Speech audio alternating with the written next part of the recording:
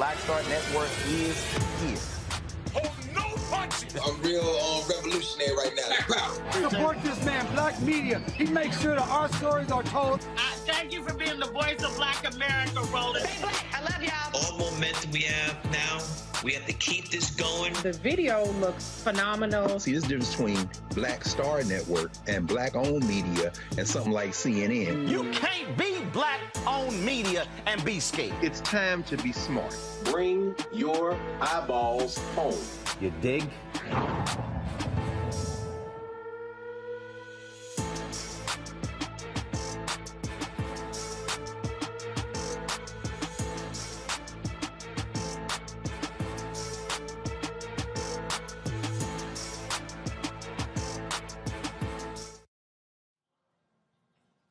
Today is Friday, April 1st, 2022. Here's what's coming up on Roland Martin Unfiltered, streaming live on the Black Star Network. Oscar producer, my alpha brother, Will Packer, is speaking publicly about what happened at the Oscars on Sunday. We'll show you what he said regarding the slap by Will Smith against Chris Rock, about also the L.A. police being ready to arrest Will Smith, and who actually wanted Will to stay to accept his Best Actor. Is the Academy lying? Will breaks it down in an exclusive with TJ Holmes of Good Morning America. Kansas City civil rights groups have long known their police department had high incidents of violence against Black and Latino people and racist hiring practices. The groups even called for a Department of Justice investigation. Now, an investigation by the local newspaper has proof. Tonight, we'll talk with the president and CEO of the Urban League of Greater Kansas City, and will tell us what happened to their plea to the DOJ. An investigative report uncovers how many police departments across the country use COVID relief funds to fund their operations. But it's supposed to be for COVID. We'll talk to the journalists who followed the money. March proved to be an excellent month for job creation, but what did it look like for African Americans? Well, you'll hear from Cecilia Rouse, chair of President Joe Biden's Council of Economic Advisors. Also, the House voted to decriminalize marijuana at the federal level. Republicans in the House also blocked the naming of a courthouse of the first Black Supreme Court justice in Florida. I told y'all they don't like Black people. And the United States issues a warning to South Sudan for not adhering to the 2018 peace agreement with Sudan. We'll have a Sudanese human rights activist who happens to be a former child slave give us an update on what's happening in between those two countries. And two Black students at Georgia State University satellite campus apparently got escorted out of class by campus cops for being 2 minutes late. We got problems here at Georgia State. And in our Education Matters segment, we'll talk to Georgia's candidate for state superintendent. Folks, it's time to bring the funk. I'm Roland Martin Unfiltered, right here on the Black Star Network. Let's go. He's got it. Whatever the biz, he's on it. Whatever it is, he's got the scoop, the fact, the find. And when it breaks, he's right on time and it's rolling. Best believe he's knowing. Putting it down from sports to news to politics. With entertainment just for kicks, he's rolling. It's on go, roll, y'all. It's Roland Martin, yeah. Rolling with Roland now. He's funk, he's fresh, he's real, the best, you know he's Roland Martin now.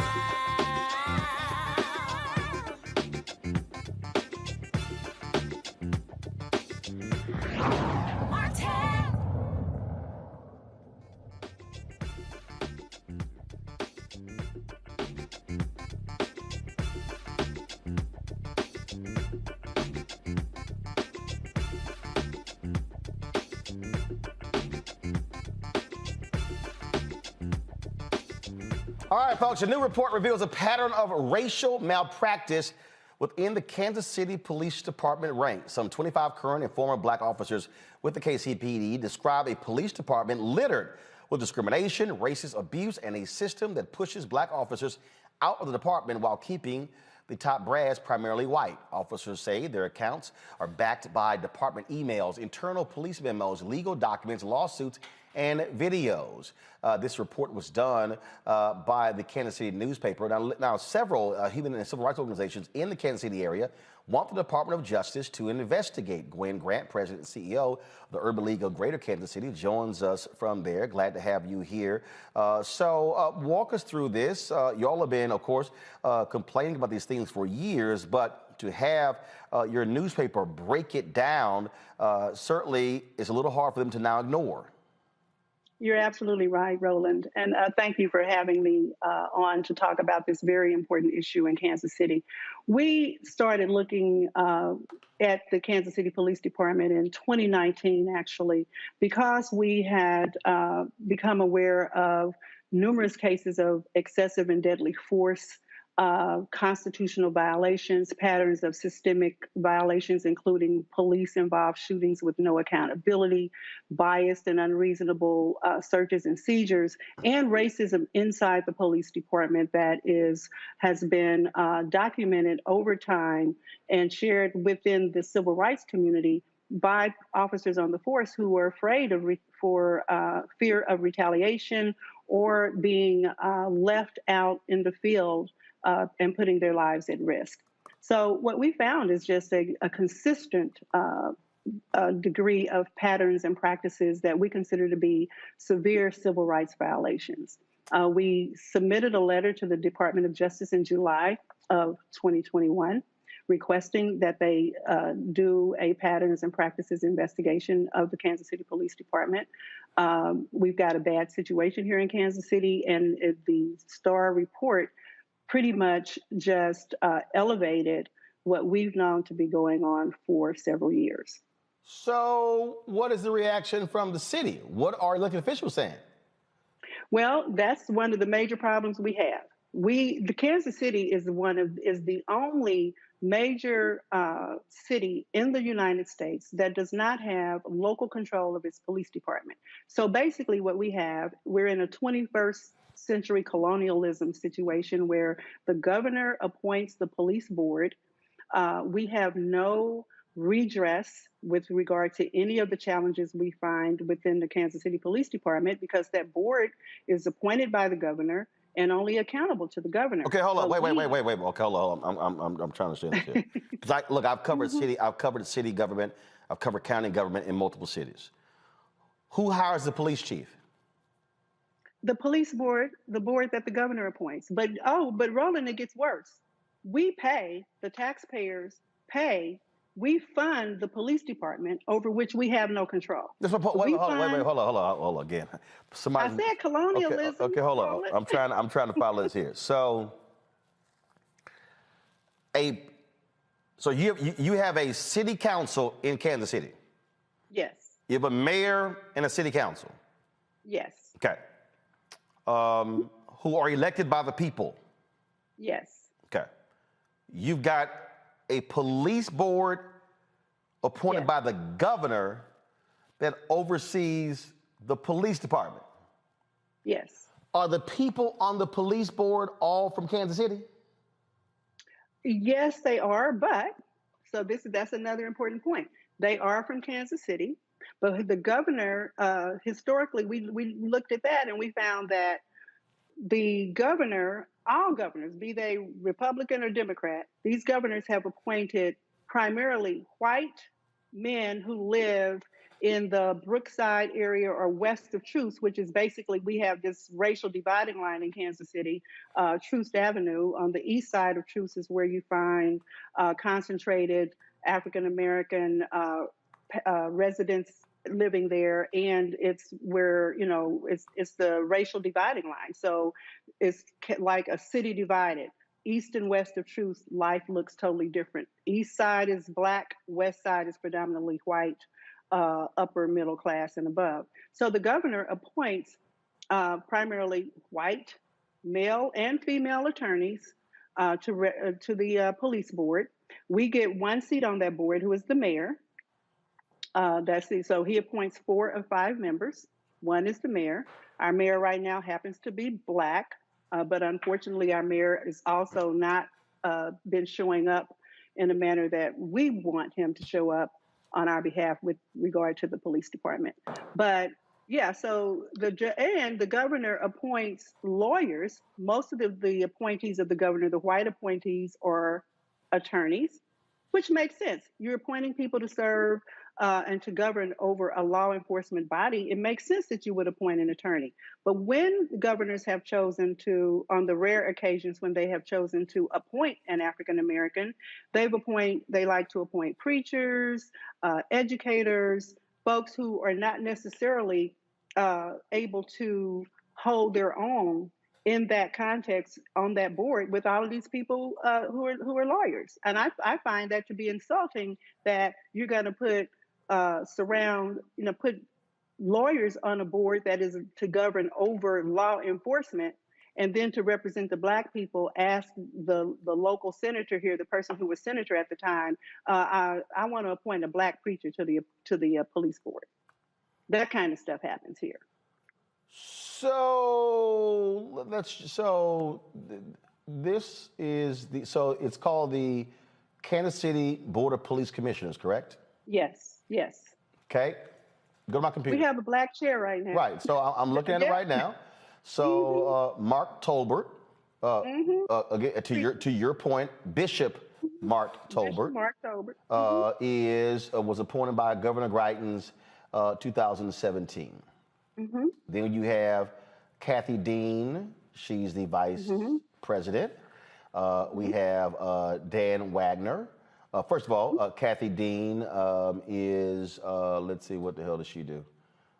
She's retired attorney. Right. She's a significant courtroom experience. We got Commissioner Don Wagner, who is a private investor. We've got Dawn Kramer, who worked in the airline industry and is in the financial services industry. And then we have the mayor, Quentin Lucas. The secretary of the board is David Kenner. And he was an instructor with the Henry W. Block School of Management. He was a former lawyer. So we got one white guy, one black guy, white woman, white man, white woman, and a Black board. So, so this is the story, folks, that started this. It was in the, again, Kansas City Star. Headline, Racism in the KCPD. There's no thin blue line for Black officers. Star investigation finds. Since this came out 4 days ago, what exactly is Bishop Tolbert saying? Well, nothing. So neither the bishop nor the mayor have made a statement condemning these racist practices inside the police department since the story ran. Period. Neither of the two Black people who serve on that board have spoken up with outrage about this racism inside the police department. And that's really quite concerning that, we happen to have two Black people on the board, but they seem to be unable to speak up and speak out against racism. So Kansas City, know it well. My late grandmother, great-grandmother, lived there. I'm a late aunt. My uncle and his wife still live there. Kansas City is 30% Black. Yes. Go back to my computer, please, folks. This is the graph that is there in the Kansas City Star paper. The police chief is white. Of the 5 deputy chiefs, 1 is Black. Of 21 majors, 3 are Black, 14.2%. Of the 50 police captains in the department, only 3 are Black, that's 6%. Of the 223 sergeants, 25 are Black, 11.2%. Of the 32 homicide detectives, 3 are Black, 9.3%. Of the 22 assault detectives, 3 are Black, 13.6%. Of the 213 detectives, 17 are Black, 7.9%. Of the 1,144 sworn officers, only 133 are Black, that is 11%. So in a city that is almost 30% Black, only 11.6% of the officers, and this is what's interesting here, y'all, It's 11.6 today. In 1998, it was 12.3. So in in 14 or so, in 24 years, they've actually dropped. Yes, you're absolutely right, and it's a tragic situation. So the problem also goes to the type of leadership, the outgoing police chief who started in 2017. We just, was flat out racist, and we called for him to be removed. We said that he should be terminated. We couldn't get that done in the manner that we had hoped with the 2 Black members of the Board of Police Commissioners. We asked them to, hey, stand up for the people, call for this man to be fired, and work to get the 3rd vote. And neither of them would bring that motion because they said, well, we're not going to bring a motion that we can't win. And we said, you know what? Show us that you care. Go public, call for the motion, and put these other people on the spot to vote it up or down. So basically, we just kept applying pressure to this police chief who refused to provide probable cause statements to the prosecuting attorney's office in any instances when officers were involved in excessive and deadly force incidents. His department they killed 3 Black men, unarmed Black men, in the past 12 months when prior to our submitting the letter for the DOJ investigation.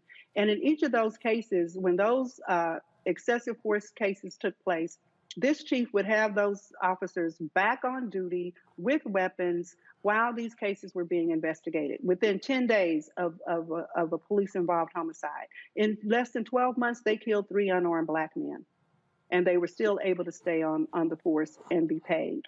In the case when they do kill Black people, he also would allow for them to investigate the decedents and provide evidence against a dead person to the prosecutor before they even fully investigated the incident itself. So we've got a really bad situation here, and we have no redress because we do not have local control of our department. And that's why we need the DOJ to come in and conduct this patterns and practices investigation. I'm trying to understand. I'm sorry, go ahead. I'm trying to understand this here. So, because look, I've talked about what's happening in St. Louis as well. And let me be real clear. Missouri is weird as hell with some of these in terms of how the legislature, how they've actually passed different laws. So, how many other cities in Missouri do not control their own police department?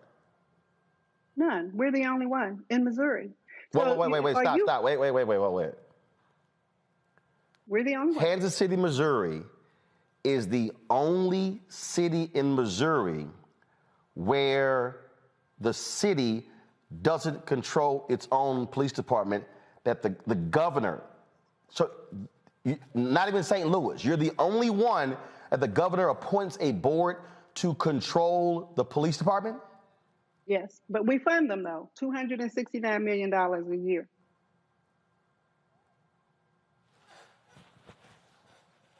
Does the state fund the police department? No, the city funds our tax dollars. I actually have a suit pending. I am suing on behalf of the taxpayers in Kansas City. I am suing the Board of Police Commissioners and the City Council and the City Manager, all bringing forth a suit under what's called the Hancock Amendment in Missouri, that I, as a taxpaying citizen, can make this case, hopefully, and prevail in the courts. Well, what we cannot get done at the state legislature is that we can get at least control over the budget and the spending of the department that we fund. So I have a lawsuit pending on behalf of the people to try to make that happen.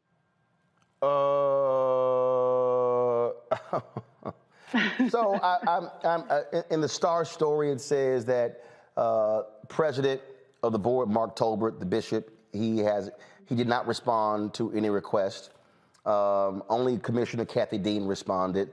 The mayor, no one else responded.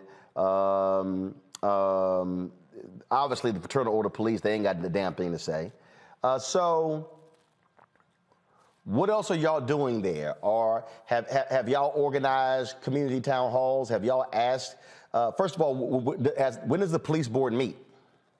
So they meet on the second Tuesday of every month, and we actually shut down one of the police board meetings sometime last year. We shut the meeting down to bring our concerns before the board. I think, frankly, y'all need to shut them down every Tuesday, every month. I mean, I think, if I'm in Kansas City, I'm like, yo, we gonna shut y'all down every single month until you address this issue. Y'all ain't moving on any of this. And I'll be perfectly honest, because I'm like that. Bishop couldn't have service. Well, see, me and you are on the same page, Roland, because the fact that the two Black officers, we got white people on that board, but first off, they already know about how this police department has killed. Our police department is ranked in the top 5 worst police departments in the country. On average, they kill 3 unarmed Black men a year with impunity. And then this article comes out that further tells the story of how they are racist in the department. They profile their own Black officers. One of the stories that was released on Sunday, they profiled Black officers. So if you're a Black man sitting on a board like this, how do you keep your mouth shut after that article comes out? How can you not have anything to say? And to add insult to injury, the mayor, who we supported him trying to take some control over the funding of the police department, where the state mandate requires the city to provide 20% of its general operating budget to fund the police department. They last year got into a lawsuit issue with the city between the city and the Board of Police Commissioners, because the mayor found an ordinance to try to take control of the amount of funding that they provided the department that's over and above the 20% mandate. We backed him with that. We held a press conference on the steps of City Hall backing that move. They ultimately lost in court because, frankly, I don't think they hired the best law firm to represent them. But anyway, they lost that case. And I filed a motion to intervene in that case on behalf of the people. My motion to intervene was dismissed, which led to me ultimately filing the lawsuit that I have pending right now. But we did all of that to support this mayor. And then last week, the mayor coalesced with the chief of police and the Board of Police Commissioners to draft this ordinance to give them $33 million above the 20% mandate and not take local control over that spending, as we all fought for and tried to get them to do. So we are being misrepresented, as what we said today to the mayor. We had a meeting today to call out our concerns about this mayor. When you talk about, shutting down a church service, well, we have a collective of community-based organizations and civil rights organizations. We meet every Friday morning at 8:30 in an urban summit meeting. And we took the mayor to task in that meeting this morning, and he'll have an opportunity to come back next week and rebut or at least try to challenge it. But we are just tired of not being fully represented by our people. We feel that this mayor, we've been hoodwinked, bamboozled, and misled by this man. And it's a shame to have 2 Black people on the board and they can't speak up about racism and discrimination on behalf of the people that they are there to represent. It's unconscionable. Well, what we'll do is we will put calls into the mayor's office to get him on the show to respond to this article. We'll also reach out to Bishop Tolbert and he'll get a call every single day. And they'll tell you it's a personnel issue and they can't discuss it. Well, actually, that's a lie. That's a lie. That's a lie. Because as somebody who's covered city government, that's a flat out lie. I've had numerous interviews with police boards, with elected officials, with appointed officials, and so that is a lie. And so, fine, if they don't talk, then they got to get a phone call every day. So certainly let us know. I would love to know if y'all decide to organize a citywide town hall to address this issue. So certainly keep us. Let me ask you this: if we organize a citywide town hall, will you come in and moderate that with me, or help engage our community? Well, if you'll help me with that, we'll get that done, because we need sunshine on this issue in Kansas City. One last thing about this local control issue that I will further irritate you is when we studied the history of this local control, or how we ended up with local control, this was born out of a Confederate governor, a governor who decided at the beginning, early in the Civil War, that he needed to take control of the two police departments in the state where they had the highest concentration of Black people. That was St. Louis and Kansas City. Many people here think that the state took local control of the department because there was a Pendergast era where there was a lot of corruption in city government and in Kansas City. But it actually is based in the perpetuation and to protect the institution of slavery. And it was only targeted for the cities with high concentration of African Americans. So this situation here is really bad. We need you here to help us with it, Roland. Well, this simple. Y'all shoot us 2 or 3 dates. I'll look at the date to see how that corresponds with my calendar. And then once we settle on a date, then we do it. We'll hook it up. I appreciate that. All right. We'll follow up with that. All right. I appreciate it. Gwen Grant, thanks a lot. Thank you for having me. All right, I want to bring in my panel right now. First of all, the KCPD did issue a statement. They said, quote, "We have mechanisms in place to ensure that members can report any incident of discrimination or racism anonymously, and we take every incident of reported racism very seriously and investigate fully whether it involves department members or the members of the community." Kelly Bethea is communication strategist. Michael Imhotep is host of the African History Network show. Matt Manning, civil rights attorney. Matt, what do you make of this? First of all, the fact that you have a law where the governor is appointing members of a police board and the city people who are elected do not control is a problem. It's a huge problem, especially as it goes to accountability, because as we've talked about on this show many times, you vote out people who aren't doing their job. So the idea that the local citizens don't even have control over their police department is absurd. But beyond that, the story that I read was chronicling an undercover officer who was determined to be an undercover officer by some of his fellow officers, a Black officer, and he was berated by them and concerned that he was going to end up being hurt by making contact with his own officers. So the idea that this is a persistent problem in this department and that it's been overlooked for years is incredibly concerning. And I think this is exactly the kind of circumstance where DOJ should come in and do a patterns and practice investigation to really see what's going on. And as Gwen said, put some sunshine on this issue, because if there's 30% Black people in a community and you have paltry numbers in the police department, then there's not enough to really galvanize support to make sure that those officers are being supported the way they should be. And it's happening in broad daylight, and the governor is allowing it to happen on his watch, particularly because there's no local control. So I hope DOJ comes in and does an investigation, because this is precisely right for it. Kelly, this is the type of stuff, as you heard Gwen lay out, when you go back to the law. And I'm always trying to explain to people how we are still impacted today by Jim Crow laws. Today. When people say, oh, that stuff was so long ago, no. But that law is still in effect today. No, you're absolutely right. I'm sorry, it was a little delayed. No, you're absolutely right. The fact that, this is happening in 2022, it should be no surprise to anyone, unfortunately. But it also goes back to the notion of how Blue Lives Mattering is a joke, because there's no such thing as a blue life. And it doesn't apply to Black people unless you conform to the whiteness and the powers that be. So for me, it goes back to not only the notion that blue lives don't matter, because blue lives don't exist.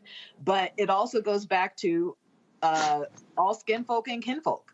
Like you just heard her say how you have Black people in power who could do something, voice something, and nothing is happening. So it is imperative that people look into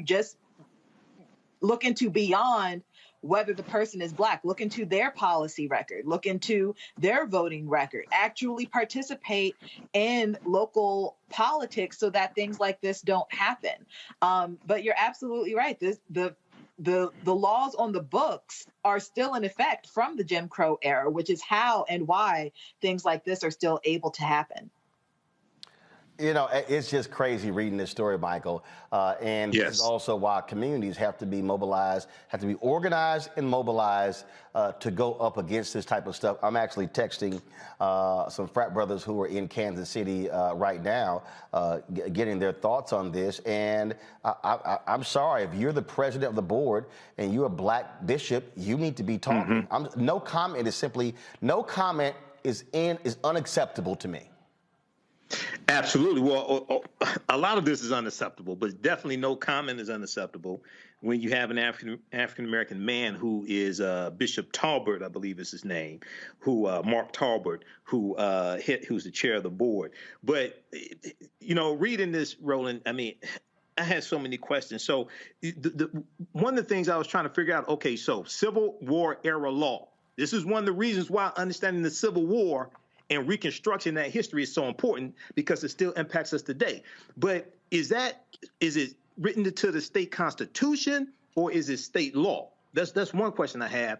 And one of the reasons why understanding that history is so important, how it still impacts us today, impacts the laws, is because if you go to Brunswick, Georgia, the citizens arrest law that the three white supremacists used to make up after the fact, after Ahmaud Arbery was killed. That citizens arrest law dates back to 1863, when Georgia was part of the Confederacy, and there was a law to target runaway slaves who were running away from plantations in Georgia to run behind Union lines. So that legacy of the Civil War and Reconstruction is still with us today. This is why it's so important to understand history and law, because they intersect and they impact everything that we do.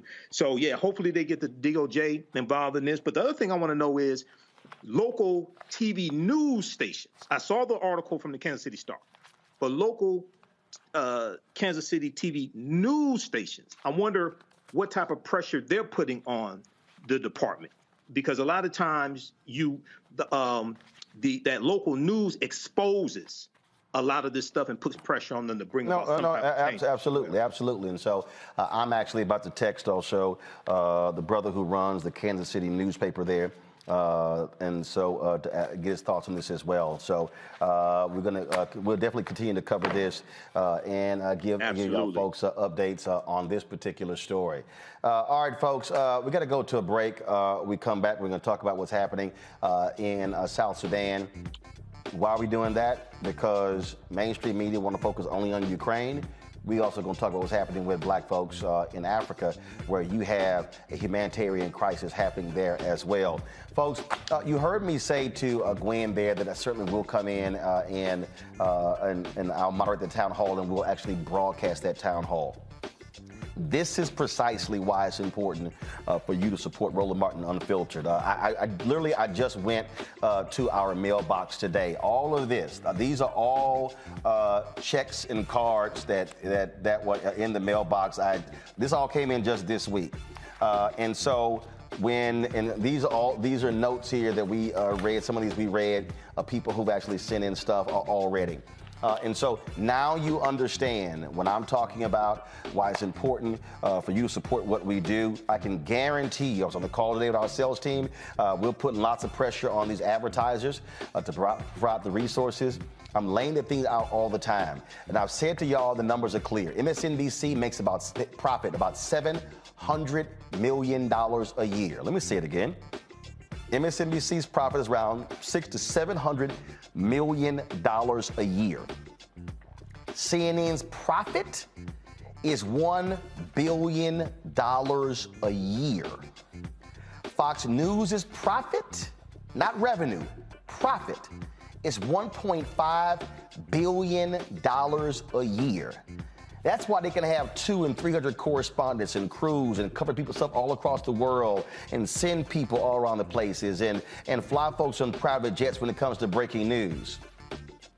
And a whole bunch of people out here claiming to be new black media, they don't cover the news, they talk about the news. They talk about what other people do. They talk about what other people are talking about. Well, our goal is to actually create the nation's largest black newsroom to cover the issues that matter to us. And so your support is critically important. Cash and money orders, you can go to P.O. Box 57196, Washington, D.C., 20037. Cash app is $RM Unfiltered. That's important. Please listen to me again. $RM Unfiltered. Please don't lose sight of that because we've got some folks out there who are thieves. I'm going to show you their names in a second. But PayPal is R Martin Unfiltered. Venmo is RM Unfiltered. Zelle is Roland at RolandSMartin.com. Roland at RolandMartinUnfiltered.com. And so when you support us, we, of course, are supporting you. And so let me help y'all out, y'all. I have already reported these people to Cash App. Cash App responded to me.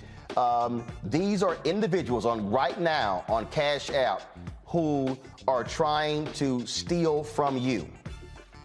There's no reason in the world for these people to have Cash App names similar to this show. So you see this Dr. Frank, RM Unfiltered, REB, this Jonathan Bravo or whatever, RM Unfiltered with 2 L's, Mr. Crimmins, RM Unfiltered, took the E out, Unfiltered, and then this other one is RM Unfiltered, and then this one here. So these right here, these individuals here are all fraudulent accounts. I want y'all to see this again. These are fraudulent accounts.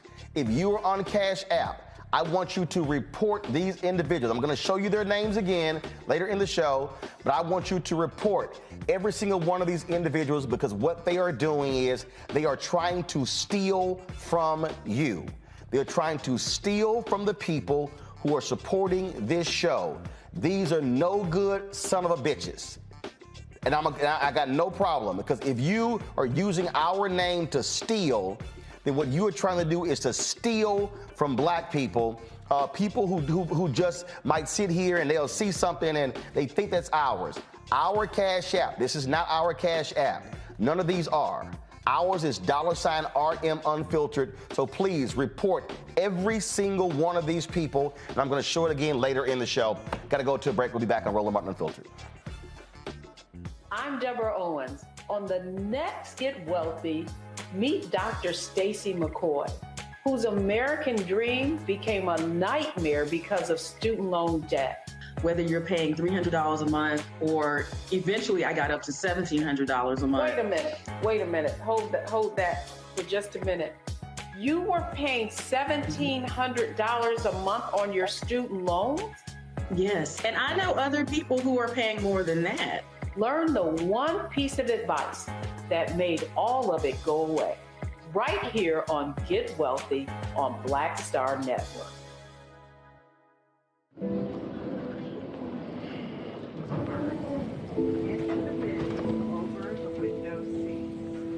These are the only bins that will accommodate larger rollerboards.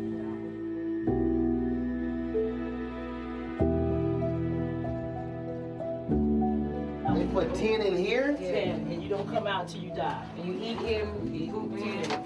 Oh my God.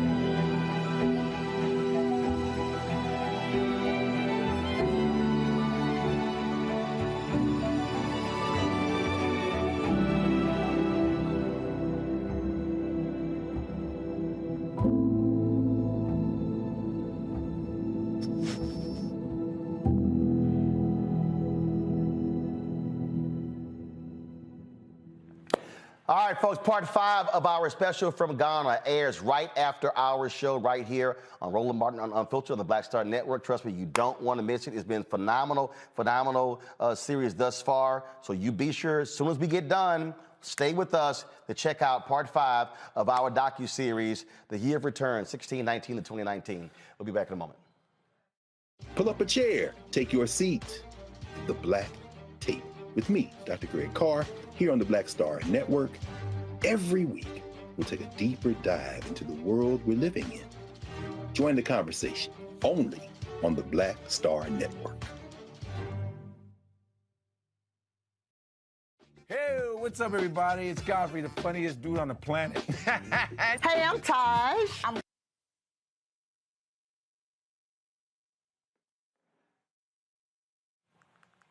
According to the various reports, South Sudan's leadership is now not following parts of a 2018 peace deal. Now the United States is threatening to impose more sanctions on those perpetuating the conflict. Joining me now is Simon Ding, a Sudanese human rights activist who is very familiar with what's happening there. Simon, glad to have you here on Roland Martin Unfiltered. I reached out to my man, Joe Madison. He passed me your name.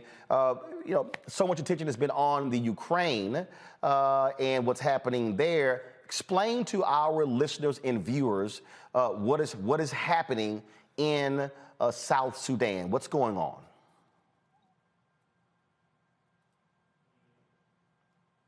Is Simon, is he frozen? Folks, is his signal frozen?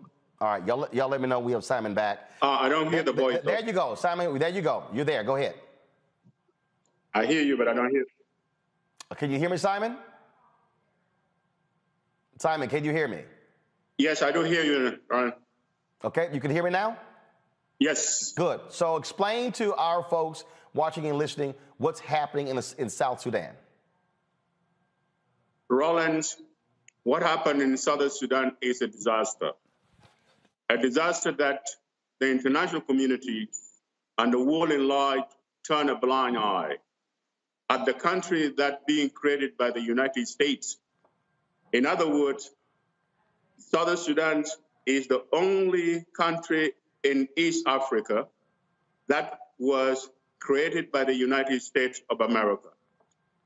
If it wasn't the United States, we would not have a country, a younger nation in the world today that called Southern Sudan. After 2 years of independence, the president of Southern Sudan, Salva Kiir Mayardit, took the country into the war that worse than the war we fought with the North. In 2 years' time, Salva Kiir managed to slaughter 500,000 Southern Sudanese. Today, at the moment we're speaking, Southern Sudan is the worst place on earth, with 6 million Southern Sudanese are refugees, largest and biggest refugees compared at the time when we were fighting for war of independence. You have 2 million Southern Sudanese refugees in Uganda. You have 2.5 million went back to Sudan at the moment we're speaking.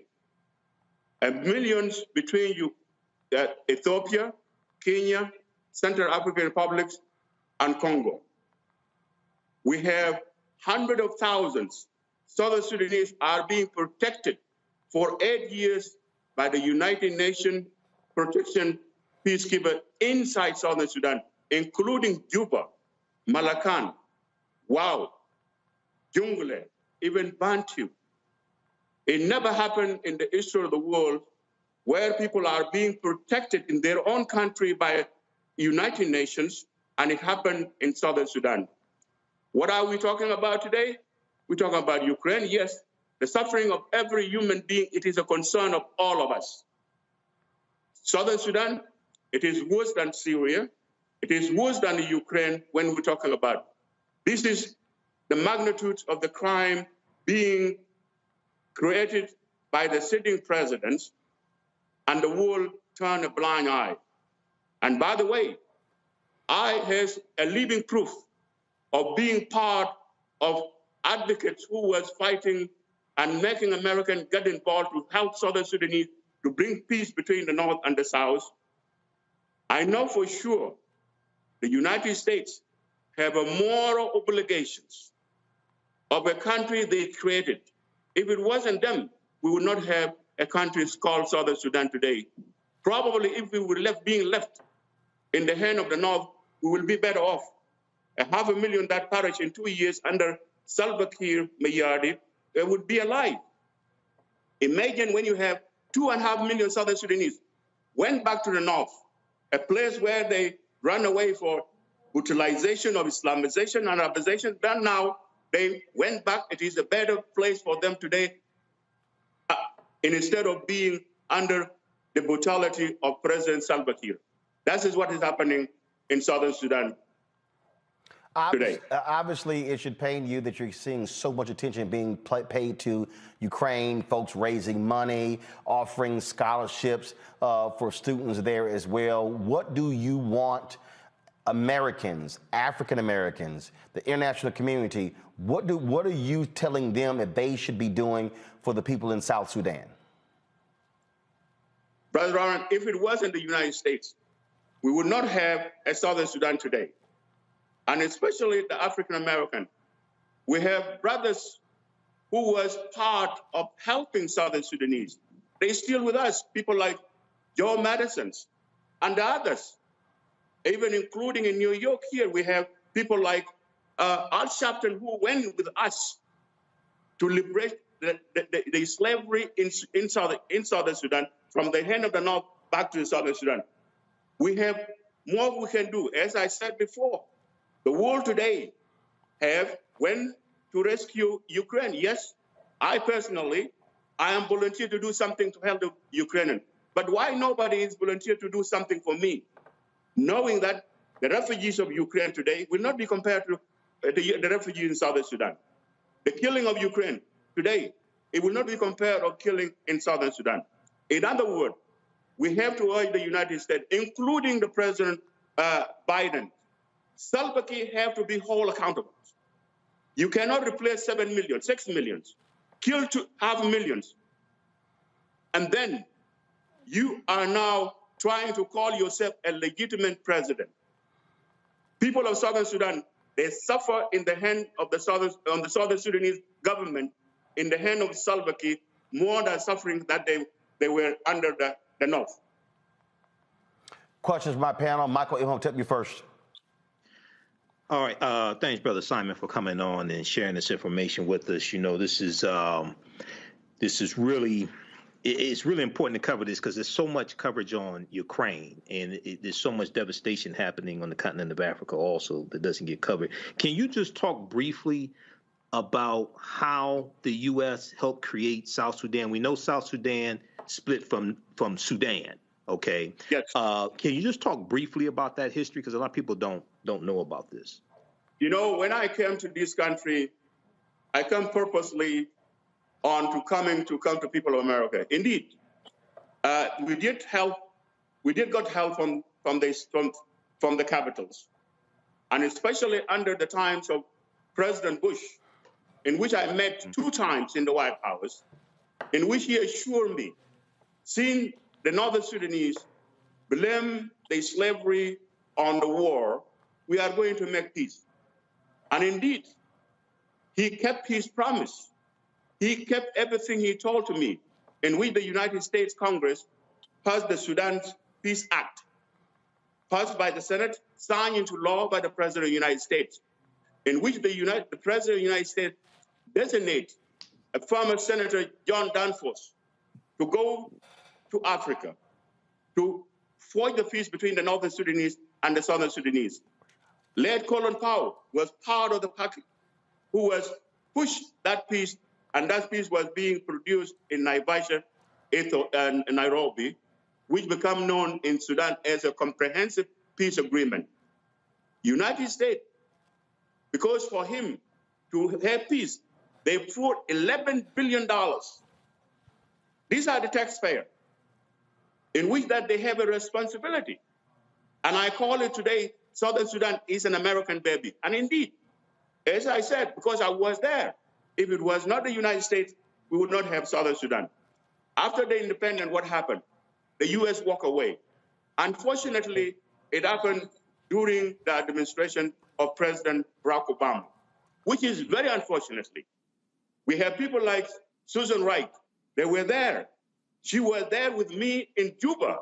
I was one of the people who received her when he went there during the independence, in which that he made eloquent speech during the independence. But what happened after that? They wash their hands, they walk away, and then turn the country in the hands of people who don't know how to balance the books, to run the country without accountability. The $11 billion, we just give them to appoint the President Kiir with part of his administration. They went and stolen $4 billion, disappeared in the hands of individuals. And the U.S., you telling me that they should not hold people accountable by stealing the money that was given not to them, for the people of Southern Sudan, to do the infrastructure, to be even to rehabilitate people who suffer for 20, 25 years. Nobody hold them accountable. And unfortunately, Barack Obama let people of Southern Sudan down. I'm going to go to Kelly next. Simon, I think the light in your office went out. Yeah, let me just turn it on. Yeah, go ahead and turn it back on. So, but Kelly, go ahead. But when Simon comes back, be sure to ask your question. So I just want to make sure that we're all good here. So just give us 1 second. Right. Simon comes back.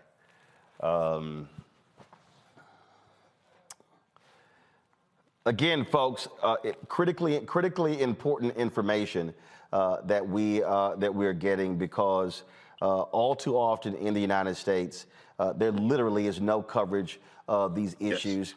And all too often, again, if it's, let's just be honest, if it's a white country, all of a sudden it's of America's concern.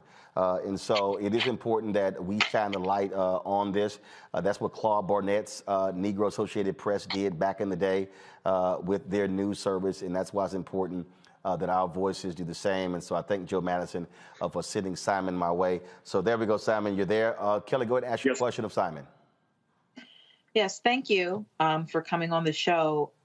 This entire situation mirrors very closely, at least to me, yet another example of failed nation building on behalf of the U.S. So with that said, do you think that this crisis is America's fault in total?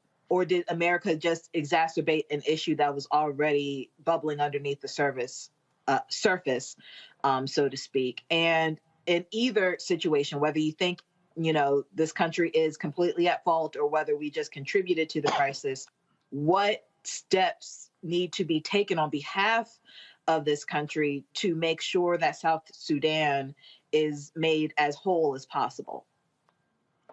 And I have to give you my honest opinions and the honest answer. Yes, indeed.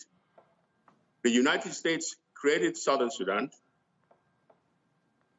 in which they should have whole Southern Sudan to a point where they will be able to walk by themselves.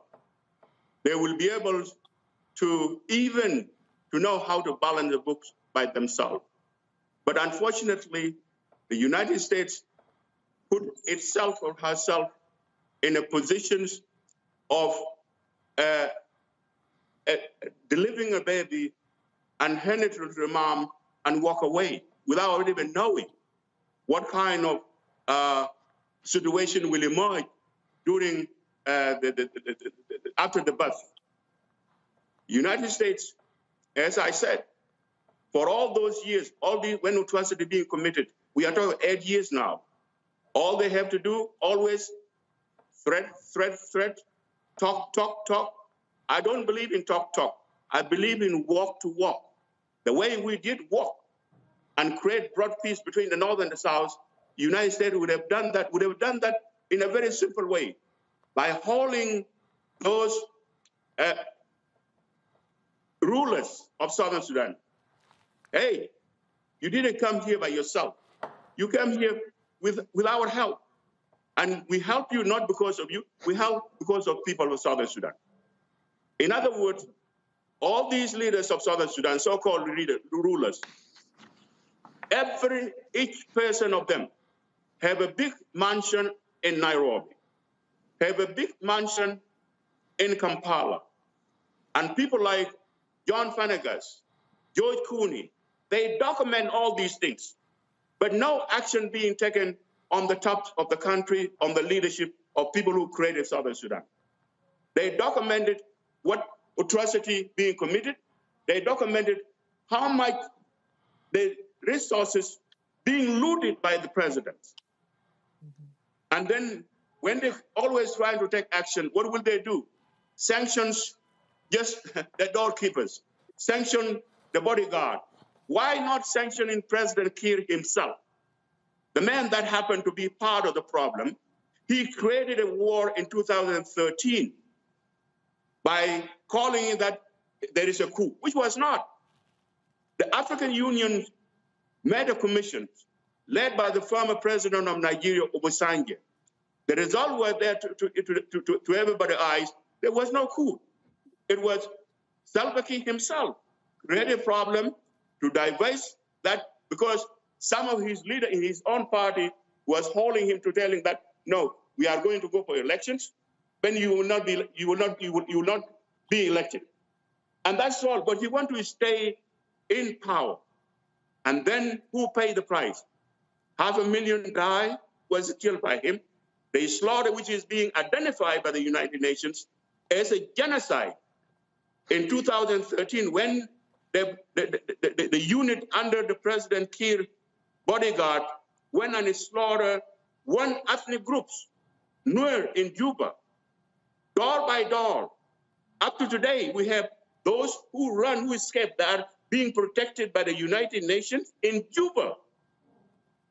Where did we ever heard that there are citizens being protected by a foreign country in their own country because they are afraid of their own government? Salva Kiir, it is not a leader of people of Southern Sudan.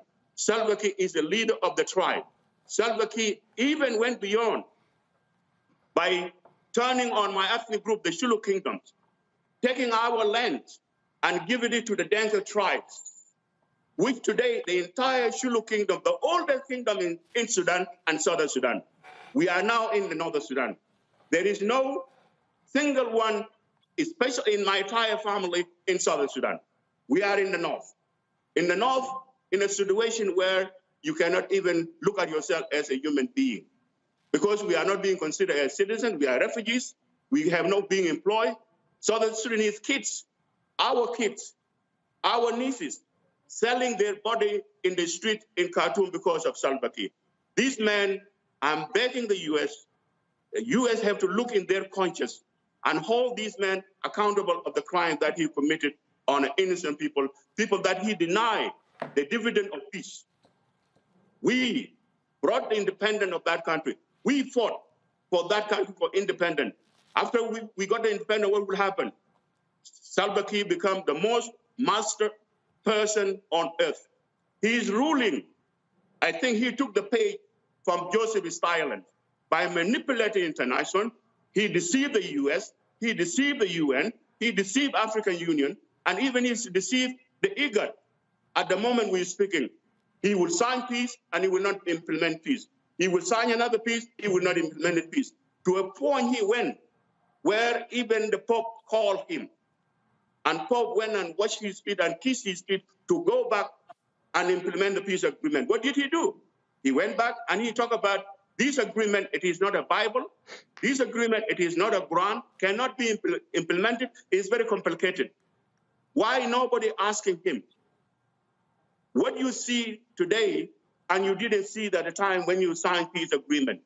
Your team was there to ratify that agreement, and now you're turning on us. This is the third time. The third agreement, Salva Kiir is refused. And we're looking at him, my fellow human being. Right. There is no peace will be to the people of Southern Sudan as long as that man is sitting on them. Well, Simon, we're going to continue to keep our focus on this issue. I can assure you of that. I was a participant in African-American Media Roundtable a couple of days ago with United States Senators. Joe Madison was very specific in asking and challenging those senators with regards to what's happening in South Sudan, what's happening in Ethiopia, what's happening in Cameroon as well. And so I assure you we're going to continue doing that. We thank you for your involvement. Before you leave, I want to say something. Go ahead. You know, there is a double standard in the world. When the crime happens in the black country in the continent, we don't see because they're so far away. They are black, we will not see them. If elsewhere, we will be there, unfortunately. But I'm appealing to my brothers and sisters. Please, the world become very smaller. I, as Simon, as a former slave, I never thought I would be talking to you today, but I'm blessed. That's why I'm here as the voice of those who have no voice at home. Thank you. Simon, I appreciate it. Thank you so very much. Thank you. Thank you, brother. All right, folks, going to a break. We come back, we talk about how your money, your taxpayer money, you know, that was supposed to be used for COVID relief, why in the hell have been cities just using it for police departments? That kind of makes no sense. Yeah, we're going to talk about it next. Don't forget, download the Black Star Network app, folks. All of the platforms, Apple phone, Android phone, Apple TV, Android TV, Roku, Amazon Fire, Xbox One, Samsung, Smart TV as well. YouTube, folks, y'all are slow. Hit the like button. I told y'all I shouldn't have to be asking y'all this. We should easily be at 1,000 likes on YouTube. Be sure to hit that like button. And don't forget, if y'all want to support us, please join our Bring the Funk fan club. Your dollars make it possible for us to do what we do, to cover the news the way we do it. Independent. I told you, we ain't got no billionaires and millionaires sending us checks. And so you matter. And so P.O. Box 57196, Washington, D.C., 20037. Cash App, $RM Unfiltered. PayPal, R Martin Unfiltered. Venmo is RM Unfiltered. Zelle is Roland at RolandSMartin.com. And I told y'all, don't forget, these thieves right here are trying to steal your money on Cash App. I want y'all to report every single one of them. These 6 people, they are trying to steal your money. And so I'm showing y'all all their names right now. Report every single one of them. Cash App did email me back today. They are investigating. I'm trying to get every single one of these thieves shut down for trying to steal your dollars. Folks, I'll be right back. On the next A Balanced Life, as we grind down to the end of another long winter, it's easy to slip out of balance and into the foggy doldrums. On the next A Balanced Life, ways to push through the gray days until the warm days of spring arrive. Join me, Dr. Jackie, on A Balanced Life on Black Star Network.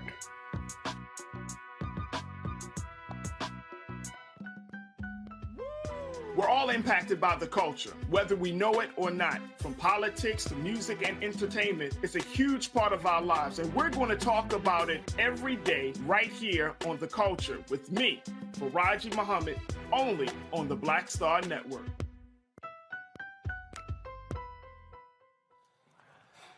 All right, folks. Independent journalist Brian Dalliner wrote the piece called "It's a Money Grab: Billions in COVID Relief Going to Fund Police and Prisons." He follows the money right into the hands of law enforcement. What the hell? He joins me now from Urbana, Illinois. Brian, glad to have you here. I remember seeing the story where the mayor of Chicago said that, oh, you know, things are just so tough for police officers and they're just going through so much. And so we're going to use this money to create a wellness opportunity for them and all of that. But walk folks through how crazy money that was supposed to be for residents fighting COVID, we're funding cops in prisons. That's right, Roland. Thanks for having me on. It's no April Fool's joke. There's millions and billions of dollars being spent on police. And Chicago is some $281 million. That's like 45% of the city budget is being spent to fund the Chicago police, which, as you know, have a notorious history of brutality in the black community in Chicago. This is happening in LA as well. In LA, there's some 300 plus million that was given out to the LAPD. You know, no shortage of police scandals there either. So it's a big handout here that is going out to police. And as you noted, it's quite ironic. This is money that's set aside to help communities, small businesses, impacted communities. The Black community was really torn apart in some places, like 40% of deaths in the early stages of COVID. 40% of deaths were in the Black community. So I talked to activists. They believe that 40% of COVID money should go back to the communities and not to the police. See, this is the thing that happens in America. All of these people whining and complaining about defund the police when we're talking about resources.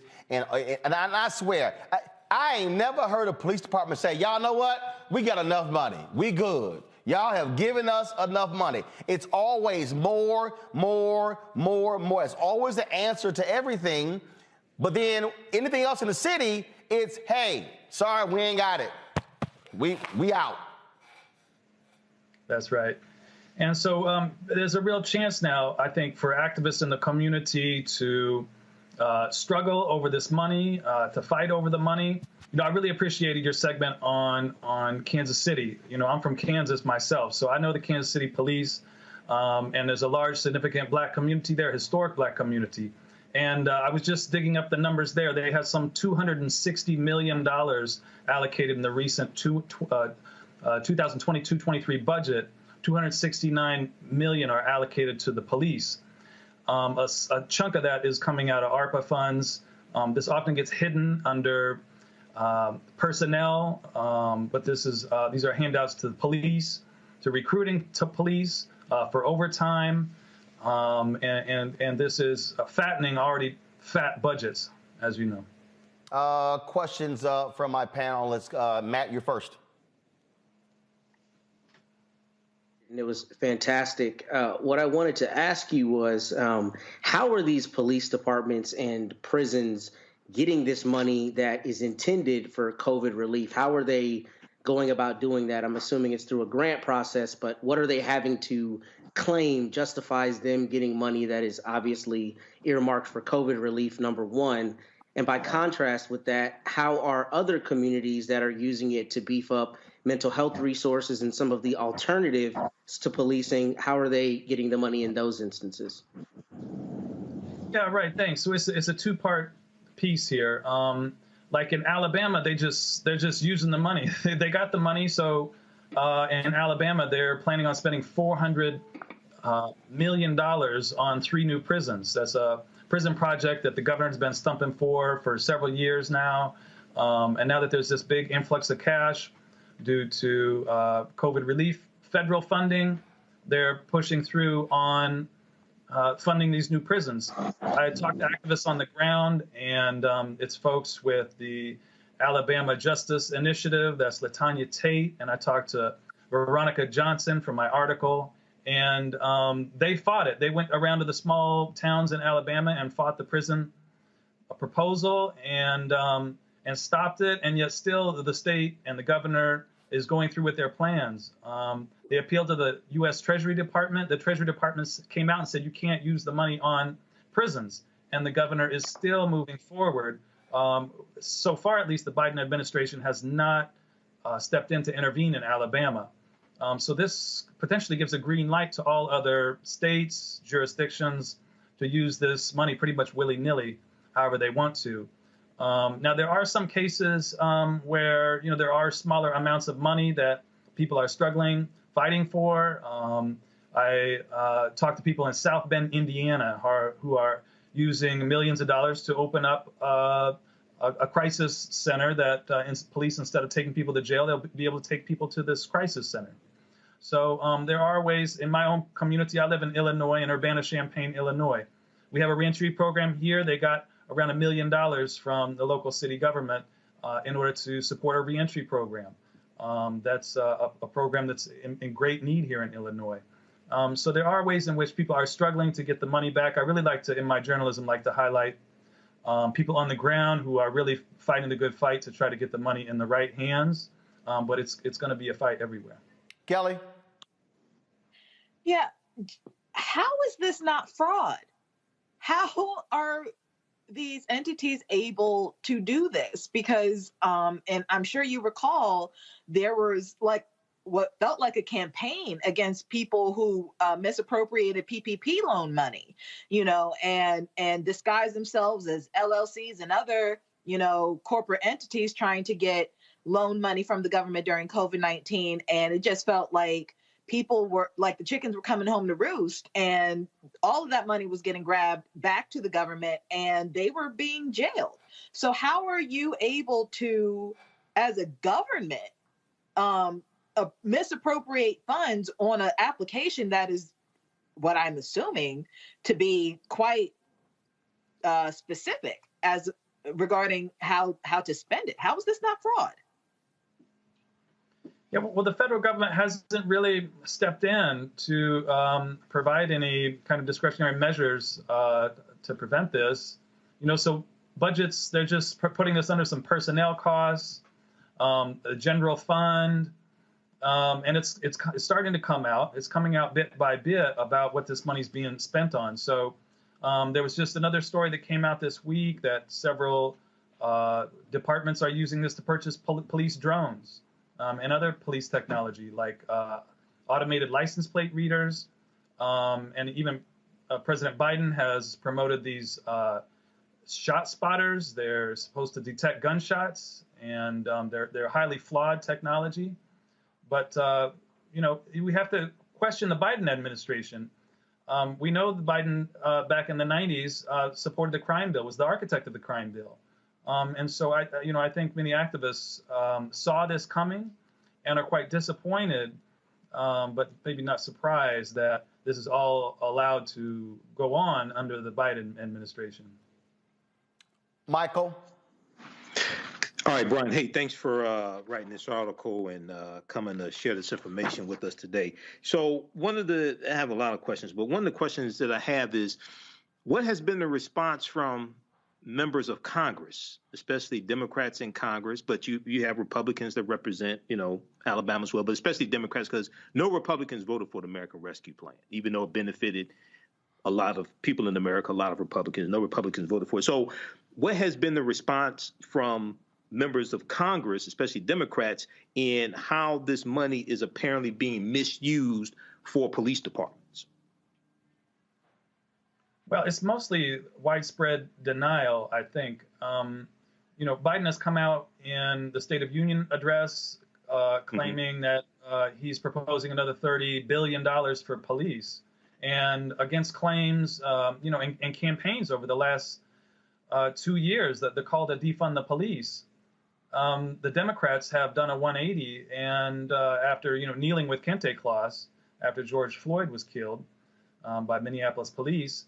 Now they're going around saying we don't need to defund the police. We need to fund the police, and they're allocating billions for it. And they're lining up behind Biden and other candidates for the midterms. So the Democrats have really turned their back on advocates in the streets who have been calling for police reform. Keep in mind here, these are in L.A. and Chicago, in Kansas City, police budgets make up 40-50% of the total city budget. So when we talk about defunding the police, we're talking about reducing these huge budgets for the police. While there's some people have taken first steps, in most all cities, there's been very little progress made. And by Democratic and Republican Party leadership, there's been really no advocacy for what's going on in the streets. I mean, we have another summer coming up here in 2022. Are there going to be more police killings of Black youth? We're likely to see it again. And we're just going to keep playing out this narrative and keep watching these videos until there's some real change. All right, then. You're right. Look, what you have Democrats is trying to respond, midterm elections, they're freaking out. Conservatives are hitting them, talking about the whole crime is skyrocketing, and they're just racing to throw more money at the cops. But it's not, again, being spent properly and wisely. And so we'll keep the pressure going on. Great reporting there. Folks, go to, pull it up, please. Go to theappeal.org, theappeal.org. Of course, we've had several of their stories before. They do some great work covering the critical issues dealing with, again, criminal justice reform, what's happening out there, protesting as well. So theappeal.org. Thanks a lot. Thank you, Roland. All right, folks, going to a break. We come back. Our Black and Missing, some breaking news involving Will Smith. Will Packer speaks exclusively to Good Morning America. We'll show you that. And also, you'll hear from Dr. Cecilia Rouse, the top economic advisor to President Joe Biden. She talks about the great job numbers, the report that came out today. Folks, a lot more here. And yes, y'all heard me last night. Y'all know I made it to the New Edition Charlie Wilson concert last night. No ticket, but I am Uncle Roro. We'll be back in a moment. Into the bins over the window seats. These are the only bins that will accommodate larger rollerboard.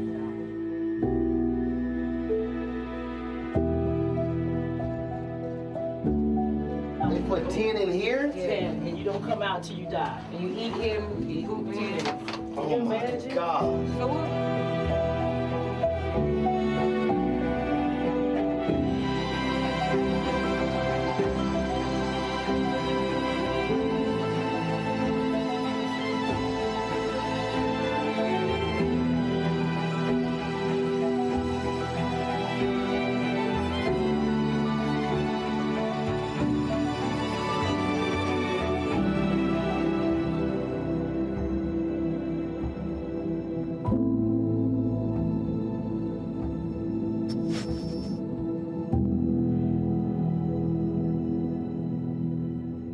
Pull up a chair, take your seat. The Black Tape with me, Dr. Greg Carr, here on the Black Star Network. Every week, we'll take a deeper dive into the world we're living in. Join the conversation only on the Black Star Network. On the next A Balanced Life, as we grind down to the end of another long winter, it's easy to slip out of balance and into the foggy doldrums. On the next A Balanced Life, ways to push through the gray days until the warm days of spring arrive. Join me, Dr. Jackie, on A Balanced Life on Black Star Network.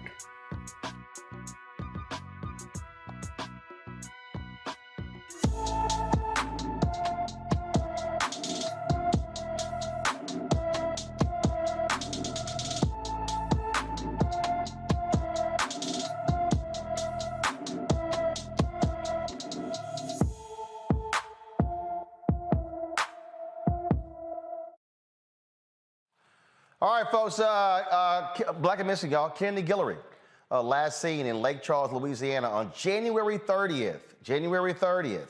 The 16-year-old is 5 feet 6 inches tall, weighs 120 pounds with brown hair, brown eyes. Anyone with information on Kennedy Guillory's whereabouts, please call the Lake Charles, Louisiana Police Department at 337-491-1311. 337-491-1311. All right, folks, some breaking news here.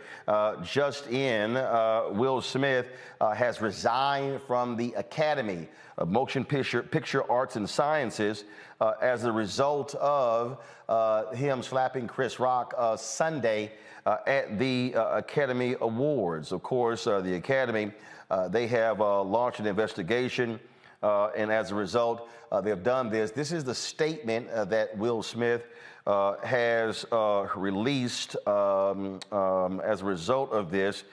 Give me a second. I'm just going to go in and try to see if I can share this screen. Just give me 1 second, folks. I want to show you this. I'm reading from a story in Variety as they talk about, as they have the Will Smith story here. He says, the list of those I have hurt is long and includes Chris, his family, many of my dear friends and loved ones, all those in attendance and global audiences at home. I betrayed the trust of the Academy. I deprived other nominees and winners of their opportunity to celebrate and be celebrated for their extraordinary work. I am heartbroken. That is the, and then it says, Smith also acknowledged that his actions overshadowed other winners at the 94th Annual Academy Awards. I want to put the focus back on those who deserve attention for their achievements and allow the Academy to get back to the incredible work it does to support creativity and artistry in film. He stated, concluding with change takes time. And I'm committed to doing the work to ensure I never again allow violence to overtake reason. Now today on Good Morning America, an exclusive interview with TJ Holmes, Oscar producer Will Packer sat down and shared his thoughts on what happened on Sunday night. Here is some of what he said. I said, watch this. He's gonna kill. Because I knew he had an amazing lineup of jokes that we had. We had him in the prompter, and ultimately he did not get to one joke. He didn't tell one of the planned jokes. He was just immediately freestyling. But I tell you, if there's anybody that you don't worry about going out in front of a live audience and riffing off the cuff, it's Chris Rock. Nobody's better. And I thought this was part of something that Chris and Will were doing on their own. I thought it was a bit. I thought it was a bit like everybody else. I knew he hadn't practiced it. Not concerned. I wasn't concerned at all. As he's walking. I figured, okay, you know, he's going to say something or come at him. Something funny is going to happen because that's the nature of Chris and that's the nature of Will. So let's see what happens. Once I saw Will yelling at the stage with such vitriol, my heart dropped. And I just remember thinking, oh no, not like this. And Chris was keeping his head when everybody else was losing theirs. And then, you know, gave the quote. That was a greatest night in the history of television. Okay. But my heart at that point was just in my stomach because of everything about it and what it represented and what it looked like and who was involved. All of that was just, I've never felt so immediately devastated. Like the LAPD made it clear, we will do whatever you want us to do. And one of the options is that we will go and arrest him right now. They were saying, you know, this is battery was the word they used in that moment.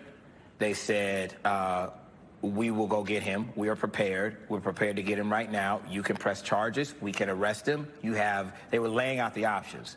And as they were talking, Chris was being very dismissive of those options. He was like, no, I'm fine. He was like, no. And even to the point where I said, Rock, let him finish. The other officers finished laying out what his options were. And they said, you know, would you like us to take any action? And he said no. Shayla told me that they were about to physically remove Will Smith. And I had not been a part of those conversations. And so I immediately went to the Academy leadership that was on site, and I said, Chris Rock doesn't want that. I said, Rock has made it clear that he does not want to make a bad situation worse. That was Chris's energy. His tone was not retaliatory. His tone was not aggressive and angry. And so I was advocating what Rock wanted in that time, which was not to physically remove Will Smith at that time, because as it has now been explained to me, that was the only option at that point.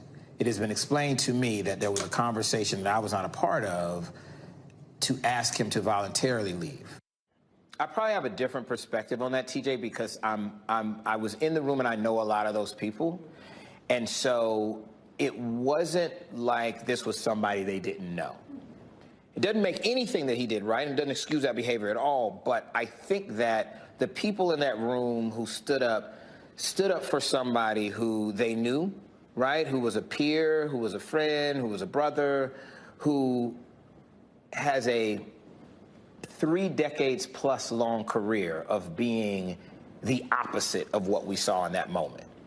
I think these people saw the person that they know And we're hoping that somehow, some way, this was an aberration. He's going to stand on stage and maybe Chris Rock comes from the back and says, we got you all, you know.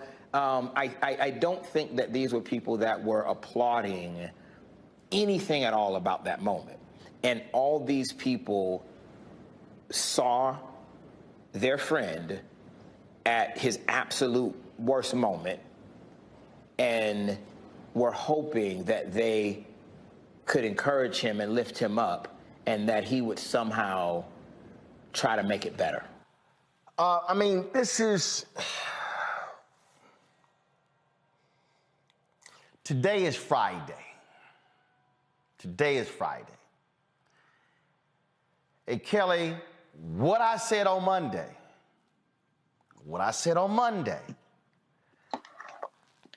I said, I hope Will meets with Chris face-to-face on Tuesday, by Tuesday, to personally apologize. I said, otherwise, I know what's about to happen. This is going to be a constant media firestorm. The thing that I am always trying to tell people, it's like, yo, I've been in this news business my entire life. And every action, everything that happens, if another thing happens, it's another news cycle. Mm-hmm. And so Monday's news cycle was the slap. Tuesday's news cycle was the apology. Wednesday's news cycle was the Academy saying they asked him to leave, we knew they were lying.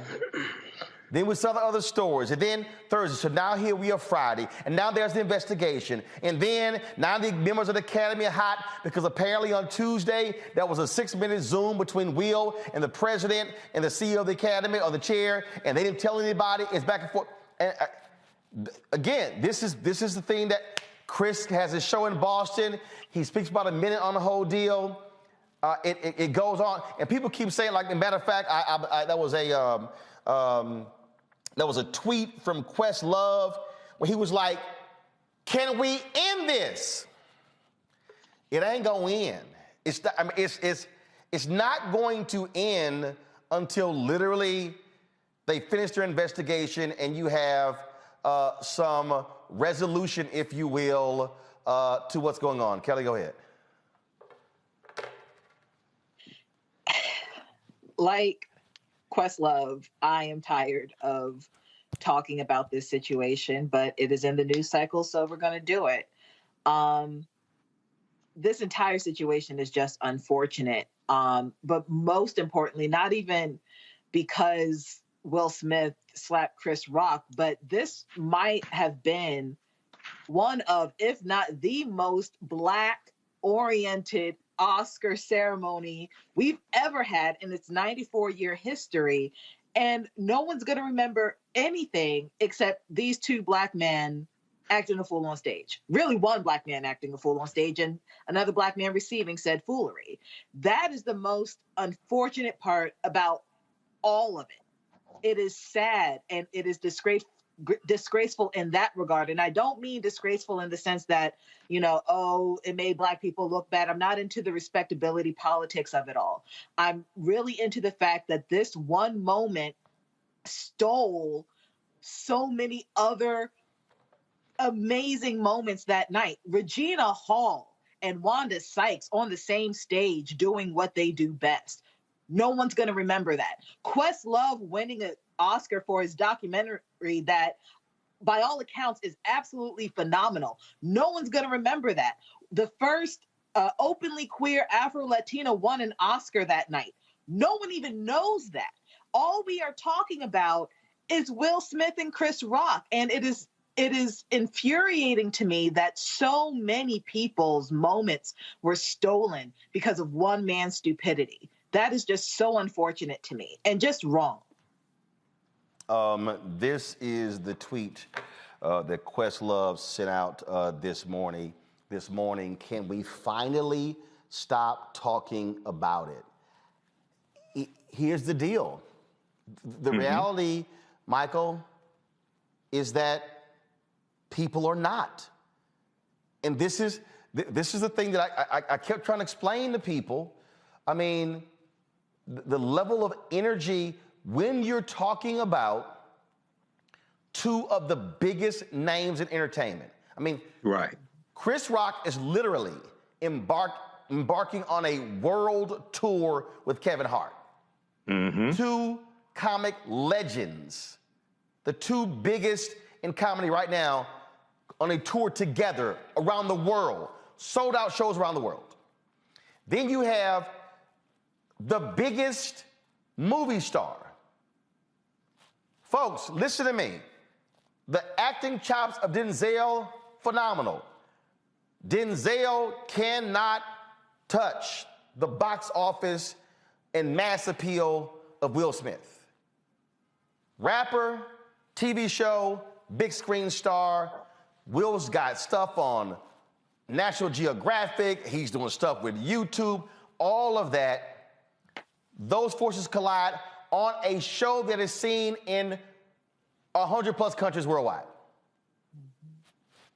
Folks are gonna keep talking about it. And then every action. Again, the apology, story. Academy investigation, story. Right. Will's interview, story. Will Packer's interview, story. His resignation, story.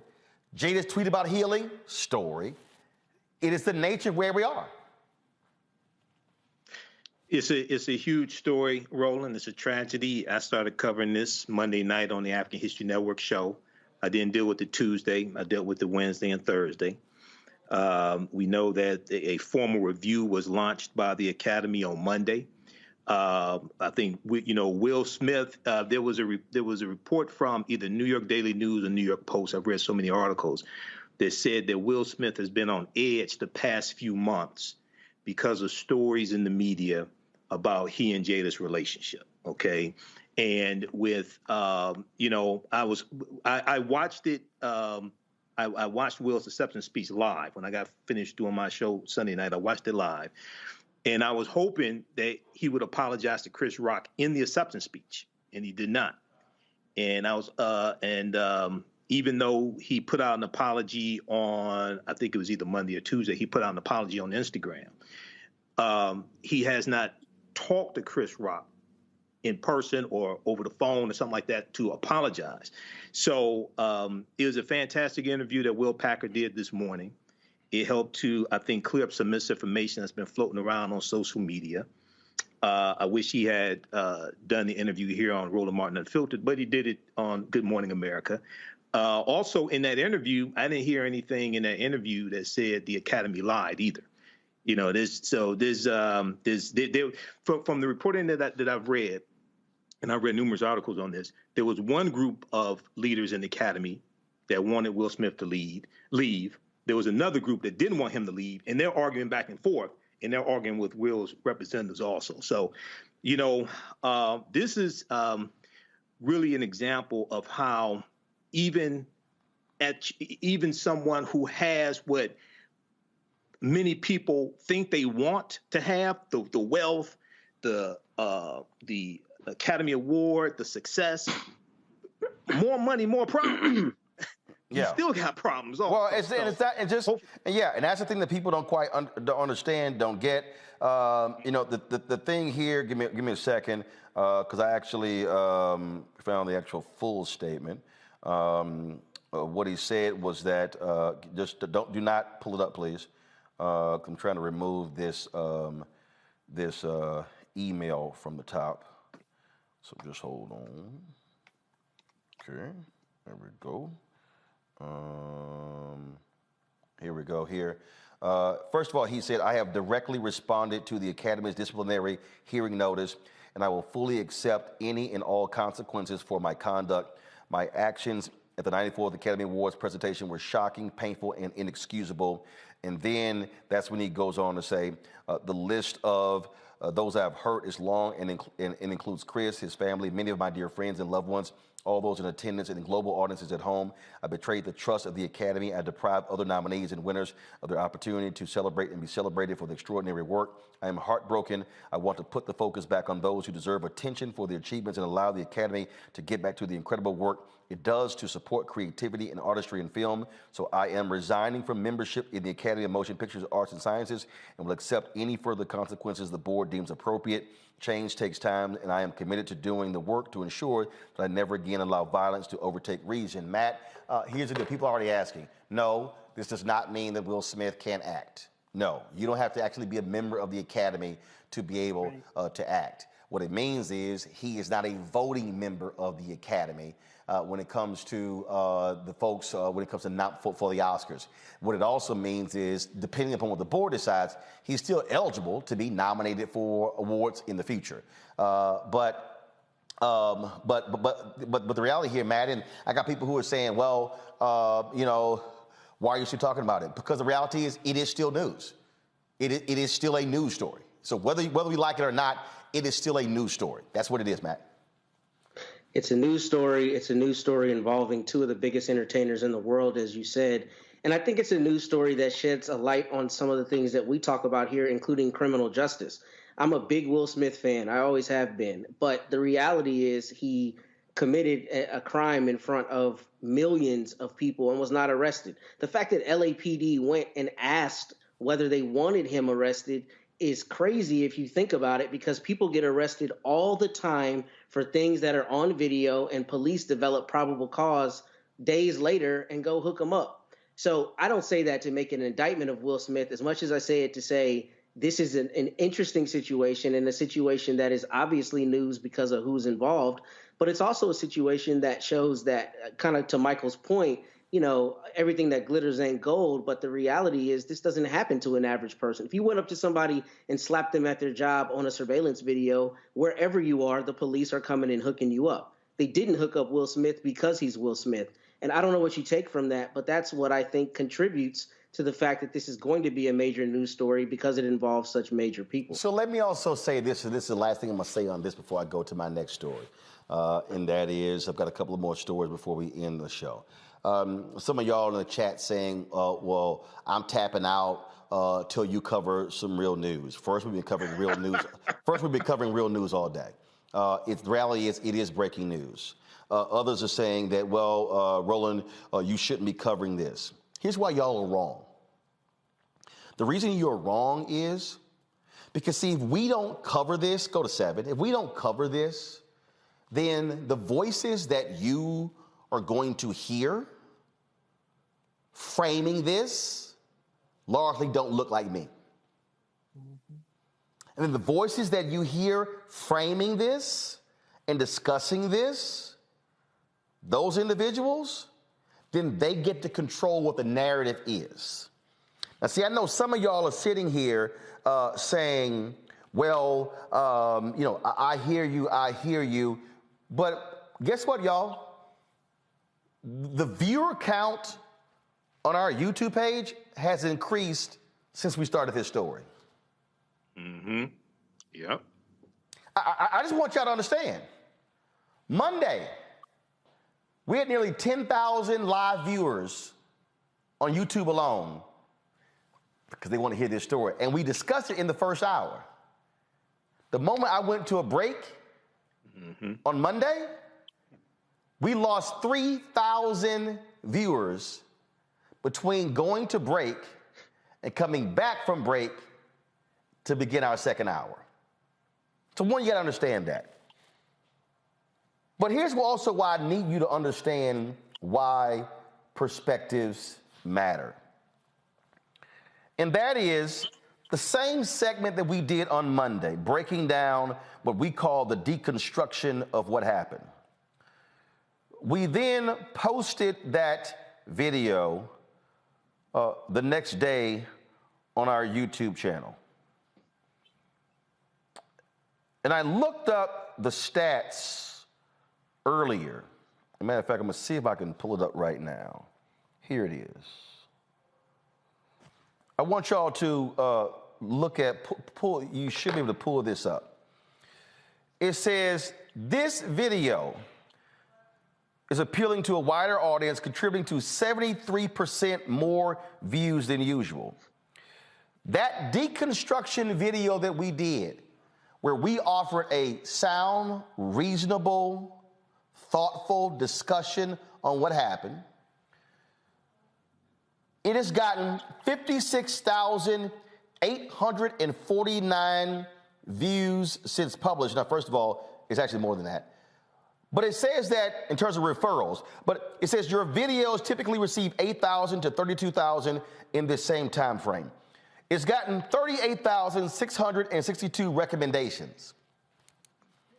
That particular video, y'all, last I checked, has received, let's see here, 1.3 million views. 1.3 million views. And so that's important, again, because if we as Black-owned media, if we are not establishing the framework of the conversation, somebody else is. Right. And so I am willing, y'all can talk all you want to, but I am willing to keep talking about it as long as we are framing it properly. Even the segment I did last night where I talked about don't fall for the okie doke, Team Will and Team Chris, that's already exceeded 100,000 views. And they were, in fact, and I got to go ahead and do this. Yeah, I know I didn't want to go this deep into this here. But you know, I really, it bothers me when people say dumb stuff. It really bothers me when they say dumb stuff. Like, it actually pisses me off when they say dumb stuff. I had there's a state official in Texas. She's a state rep.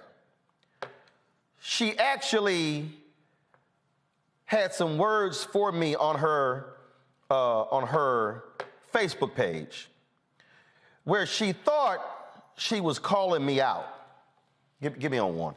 She thought she was calling me out. And she had the nerve to say on her Facebook page, and she said this here, sharing my comment from another thread which said we shouldn't take sides on the issue and should be both Team Will and Team Roland. No, this is not Switzerland, Roland Martin. Time to pick the side of right. We can't just say the white man or the media is the reason for this fallout. Both of these men have millions of fans of all races who care about them. But it was only Will Smith who committed the battery against another black man who was simply doing his job. Blah, blah, blah, blah, blah. Come back. I just want y'all to know, if you look at this here, go back, that it's Sean Theory who said that. Now, some of y'all may be looking at me saying, well, Ro, who the hell is Sean Theory? Well, this is her Twitter page. Sean Theory is a Texas state representative. She follows me on Twitter. So I was sent Sean's comments, and yes, I had to respond. And this is what I said, because see, this putting in perspective why y'all need to understand why black media matters, black-owned media matters. I said, it's always wise for some folks to check their facts before they ever mention my name. Otherwise, I'm going to drop some CVS long receipts on you. Today, that means you, Texas Representative Theory. She posted on her Facebook page the following comments. I said, let me handle this now. And I did. I said, first, Representative Theory, I'm not Switzerland. I made my position on the Will Smith slap very clear on Monday, link attached. That video has gotten 1.3 million views on YouTube. I also warned folks not to fall for the Academy's CYA attempt, link attached. I then said to Representative Theory, second, if you actually listened to my segment last night, I warned black folks not to fall for the spin to try and blame Will Packer for asking Will Smith to stay.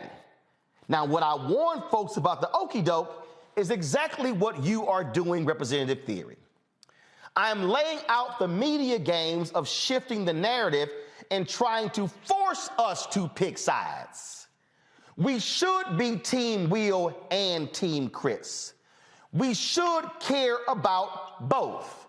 So actually watch and listen to what I said.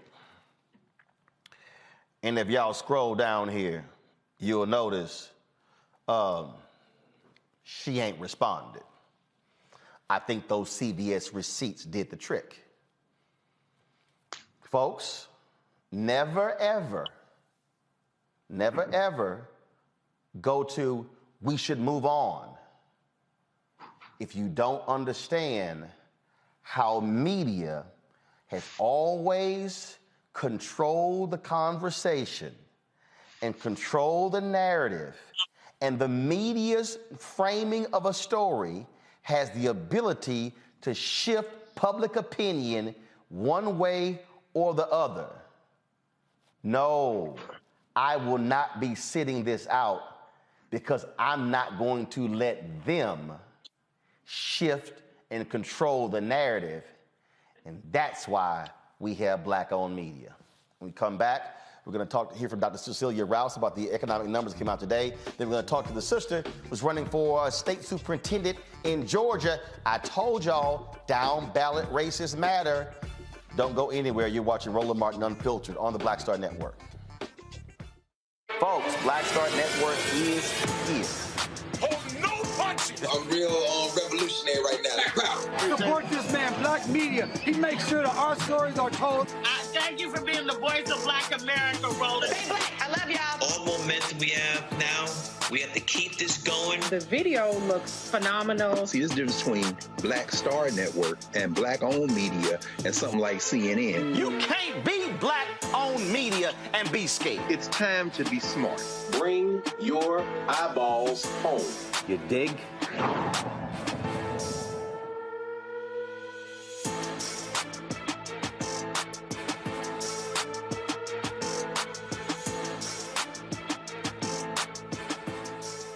All right, folks, big jobs reports came out today. The federal government report shows the U.S. economy added 431,000 jobs in March. That brings the unemployment rate to a new pandemic-era low of 3.6%. The job gains were lower than economists had expected, but they still rounded up a solid first quarter for the U.S. labor market. President Joe Biden says that job creation has been at an all-time high since he has been in office. Over the course of my presidency, our recovery has now created 7.9 million jobs. More jobs created over the first 14 months of any presidency in any term ever. And that's striking. But what's even more striking is this. In March, the unemployment rate fell to 3.6%, down from 6.4% when I took office about 15 months ago. The fastest decline in unemployment to start a president's term ever recorded. In fact, there have been only 3 months in the last 50 years where the unemployment rate of America is lower than it is now. All right, the U.S. economy is now just 1.6 million jobs short of where it was in February of 2020 before the pandemic hit. Earlier today, I talked to Dr. Cecilia Rouse, the chair of the President's Council of Economic Advisors. Here is what she had to say about today's jobs report and the state of the U.S. economy. All right, this is Dr. Cecilia Rouse. Big Friday for the economy, for the White House. Surely, as the top economic voice for the president, you must feel pretty good today. Well, today was a day when we got the jobs report, and it was a good day because it reaffirmed the strength that we believe we were seeing in the U.S. economy, where since we learned that in March, the economy created an additional 400,000 jobs, which means that over the last 3 months, we've created over 500,000 jobs per month. So this has been a very strong economy, largely thanks to the American Rescue Plan, the effectiveness of our management of the pandemic, supporting households, supporting businesses, and it reflects that we've got a resilient economy that is positioned to weather the shocks that may come in the future. It's been very interesting as we've been looking at how this has been unfolding. And it's not just the jobs reports that come out, when we also have the adjustments made when it comes to the job reports. I remember last year, I guess it was November and December, and folks were like, oh my God, this report is so awful. And I was sitting there going, yeah, I might want to breathe. And then 2 months later, then it was adjusted.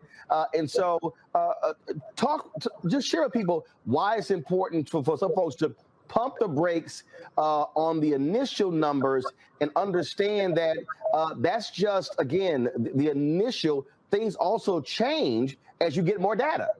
Absolutely. So I won't go even further than that. So at the Council of Economic Advisors, we say every month, well, we study every month and we think about every month and try to understand what's happening in any one month. We don't like to focus on 1 month for that reason, which is that these data are the initial read. There will be a revision to these data. For example, the Bureau of Labor Statistics has added up. They've looked back on January, February, and combined in those 2 months, they've said actually the economy added an additional 95,000 jobs in those 2 months. So the Bureau of Labor Statistics, they said when they briefed us yesterday that the response rate, they don't have all of their data in yet. They will have additional data that they will have in. They will revise upward or downward, but they will revise their estimate next month as well and the month after. In addition, these are estimates of the economy, and so they use techniques to try to understand what is happening that's usual or not unusual in any 1 month. And what you're referring to is that in January, they did a whole look back on how they benchmark and how they do adjustments for population because they had the new census. And they made some adjustments to their estimates going back over all of 2021 as well. So what we like to look at are trends, and what we can see in this labor market is that the trends have been solid. Over the course of the past year, this economy has added 7.9 million jobs. That's in the 14 months since the president took office. We've seen a robust improvement in the labor force participation rate. If you want to look at Black Americans, at the height of, or the depths of the pandemic in May 2020, the unemployment rate was 16.8%, and today it's down to about 6.2%. That's a number. I don't want to focus specifically on the 6.2, but the change is dramatic and reflects the strength of this economy. I was watching a conversation take place on a clip that was on Fox Business, and they were complaining that, oh my God, but we don't have enough people in the workforce, and these increasing wages is what's contributing to inflation. I never realized that an increase in wages was bad. Well, look, we fundamentally want to see workers being paid according to their productivity. And we want families and workers to be paid their fair wage so they can put food on the table, pay their rent. So we welcome wage increases that are based on productivity increases and that truly reflect the increase and what workers are contributing to the employers. The reason why they're worried about it is because wages are a component of a business's costs. And so the concern is, does that get passed on? Well, the wage increases we've seen to date have been in low-wage workers whose wage increases have actually been higher than inflation. At the moment, it looks as though these are wage increases that reflect the supply and demand mismatch, which is part of working our way through the pandemic. We are keeping our eye on this. At the moment, we don't think it's being baked in a way that's not sustainable, but it is something we are quite attuned to. So explain in layman's terms, and I'm always trying to use my show as Civics 101 for folks to understand where we are. And even at the news conference today, reporters were shouting to the president, what about inflation? What about inflation? And just give folks an understanding of really why we are at the point now with inflation. I have my own view, and that is we had companies that were that were nailed significantly economically in 2020 and 2021. You're seeing price increases because they're trying to make up all the money that they lost. And bottom line is this year, when you've had supply chain demands, we still have it, where you have a robust people want goods and services, but you don't have enough and you're not making enough. Guess what? The cost of goods are actually going to go up. So, look, we've seen inflation around the world, and it reflects that economies that could afford to do so, governments that could afford to do so, supported their workers and their businesses through the depths of the pandemic, so that the workers and their families and the businesses had the funds to continue to buy foods, buy goods, to continue making those purchases that they felt they needed to make. At the same time, though, so we had demand was supported. At the same time, what we learned through the pandemic is that the supply was challenged. It was challenged because those very same workers who were, might have been affected by COVID, or in China, they closed down factories, were unable to keep up with the demand. When you have a supply-demand mismatch, so you have too much demand chasing the limited supply, as you pointed out, you're going to have price increases. Americans bought more goods than is typical. Those goods have to be shipped. They have to be built, they have to be shipped, they have to be transported over land to be put into stores or delivered to one's house. And we had record amounts going through our ports, and the system couldn't quite keep up with the robust demand. That will work itself out. But on top of that, we have the Russian invasion of Ukraine. And what that means is that Russia is a major supplier of gas and oil to the world, a little less so for the US, but for the world. So what we've seen is an increase in gas prices and in oil prices. And that not only is affecting prices at the pump, but it's finding its way into other goods as well. So that price increases the president is focused on, he is trying to address. That's why he did the release of the Strategic Petroleum Reserve yesterday, to try to get more oil supply onto the global market. But fundamentally, it is the pandemic and now it is the war that's underlying this inflation. So the next step here, and that is, when you look at these economic numbers, when you look at these job numbers, look, they're supposed to be good, but when you look at poll numbers, they are down. I know you're all about the numbers, but the messaging of what is happening with the economy is also important. So what is that conversation taking place in the White House, and how do you convey this to the American people, what's going on? Because what I'm seeing in numbers, in poll numbers, is completely different than when you look at what's actually happening with the economic numbers. You know, it's been a really hard 2 years, Roland, and the president gets it. He is so thrilled that Americans are back to work. We have an economy that's on the move, and that's been so important to him. We know we're not done yet. There's still work to be done. We're still about 93% of the jobs that we lost in the course of the pandemic have been regained. But there's still people who are out of the labor force who were working before. So we know that there is still work to be done, but he is thrilled that those who want to work are able to get a job. But he gets it. This has been hard, and inflation hits families in their pocketbooks. It's no fun when you go to the grocery store and the price of a gallon of milk or a pound of hamburger or the price of a gallon of gas at the pump is more than your one's used to paying, which is why he is focused on addressing the supply chains, trying to lower costs for families through his economic policies, and trying to address the prices at the pump. So, I think it's been a hard 2 years, but the good news is if we continue to manage this pandemic, we will get to the other side of it and resume our normal lives. All right, Dr. Cecilia Rouse, always good to see you. Thanks a bunch for breaking it all down for us. It's been a pleasure. Thank you. Just so y'all know, again, the top economic person is a sister. Dr. Cecilia Rouse is a brilliant sister. She also was one of the economic advisors under President Barack Obama, but she is the chief economic advisor. All right, y'all, going to a quick break. We come back, we're going to talk about an important race in Georgia. My next guest is running for a statewide school superintendent.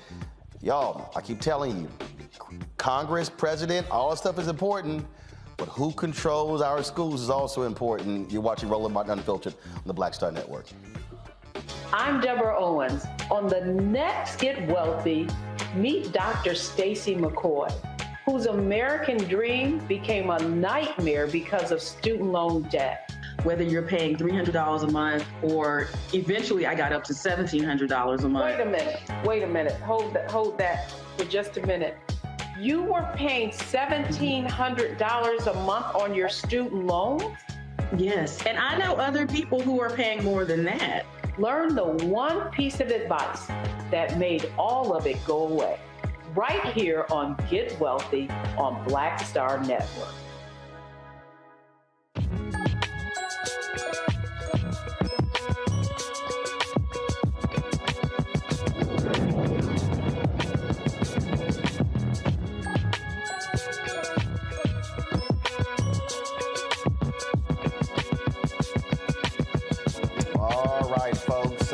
every election matters, every single one.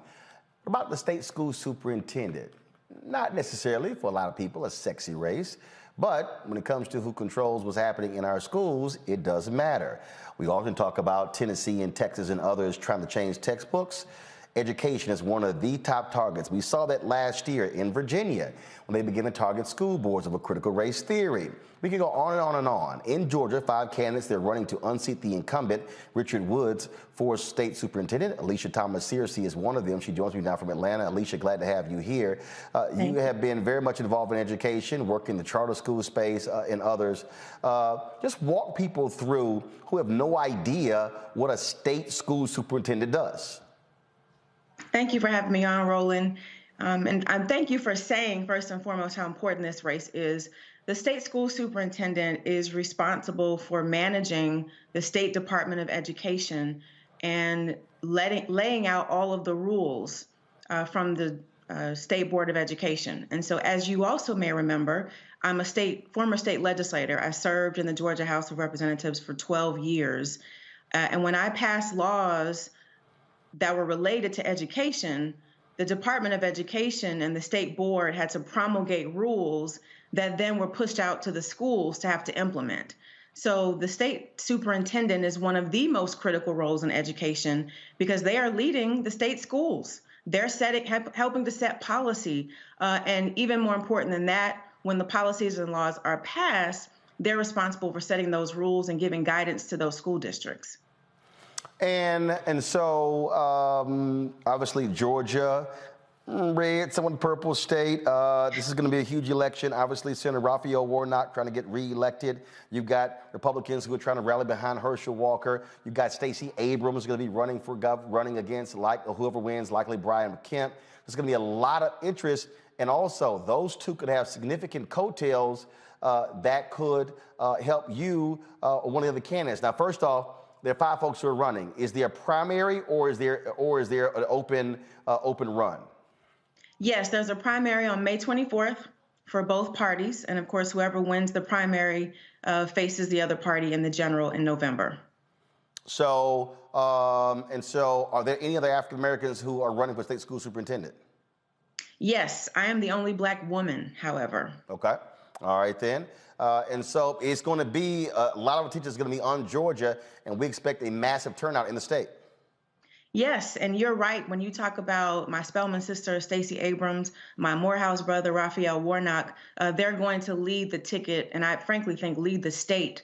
But it's going to get a lot of interest. People care a lot about Georgia, and as we know, the balance of the U.S. Senate hangs with Georgia, right? So who wins this U.S. Senate election matters, and every other policy at the federal level matters based on who wins in Georgia. And so the stakes are extremely high.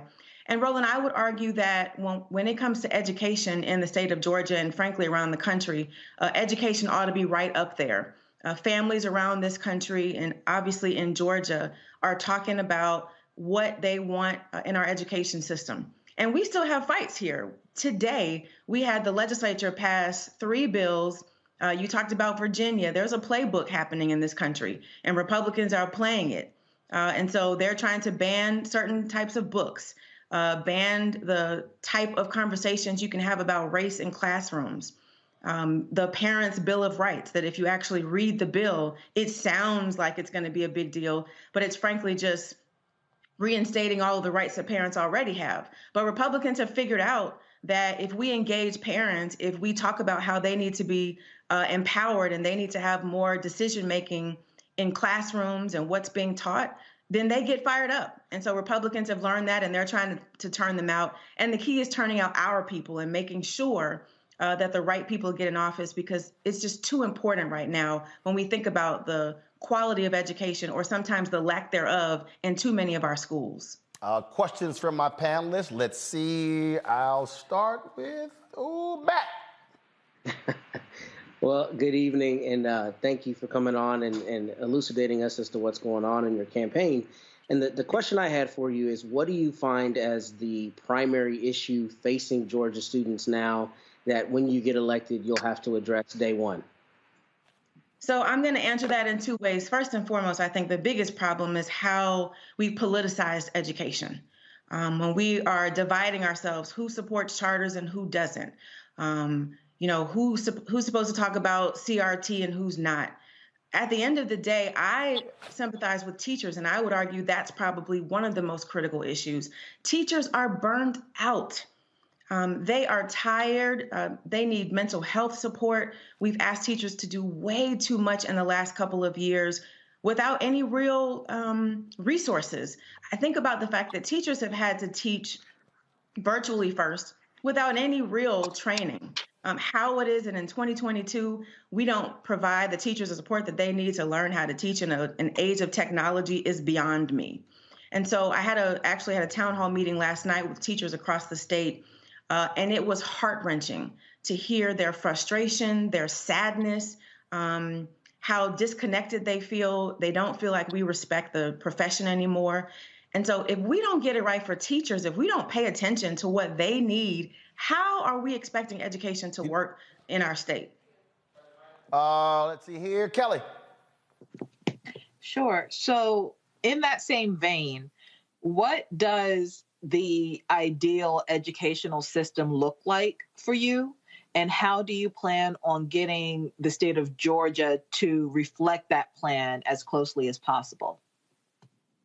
That's always, the complex question that requires a complex answer. And let me say, as a former superintendent, so I served in the legislature 12 years, served as a superintendent for 3 years, and I can tell you what worked in the schools that I led. First and foremost, starting with having excellent school leaders. All of the adults that are standing in front of our children have to have high expectations for them. I don't care if you're in a charter school, a traditional, magnet, whatever it is, you have to have adults who have high expectations for kids.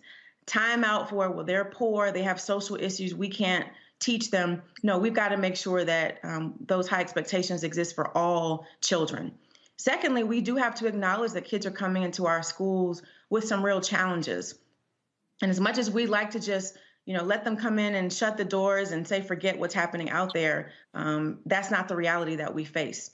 And so one of the things that I like in Fulton County here in Georgia, there's a school that has what's called a safe center, where students who are having a bad day, as an example, can come in and get some mental health support. They have tutors in the room who also make sure that they get their work done. They have a clothing closet for their parents, so if they have a job interview and need something to wear, they have that. And then they do a food pantry on the weekend to make sure that those families have the support that they need. And so it's wraparound services. It's excellent school leaders. It's well-prepared, well-resourced, respected teachers, again, who are standing in front of our students. And it's a curriculum that is culturally relevant. It's unbelievable to me that we are talking about what we're teaching and what we're not teaching in terms of history in this country, when we ought to be talking about making sure that the curriculum that they get is culturally relevant. And then finally, I would say, I also want to spend some time talking to stakeholders when I become state school superintendent. Because as I talked to my daughter, who's a 9th grader, she was having a conversation with my mom about, what school looked like, back in the day. And as my mom described to her essentially the same educational environment that she is in 2022, I thought about the fact that if you were to Google what a school looked like in the 1700s, it looks exactly like it does today in 2022. And so I believe that we have to reimagine what public education looks like, because if we're trying to give a telegram education to a TikTok generation, we are sadly mistaken. Michael. All right, Sister Alicia, thanks for coming on today. So can you talk about, in this climate of anti-critical race theory laws being passed in various states, and this push, and you have white parents showing up at school board meetings acting a fool over something that's not even taught in schools.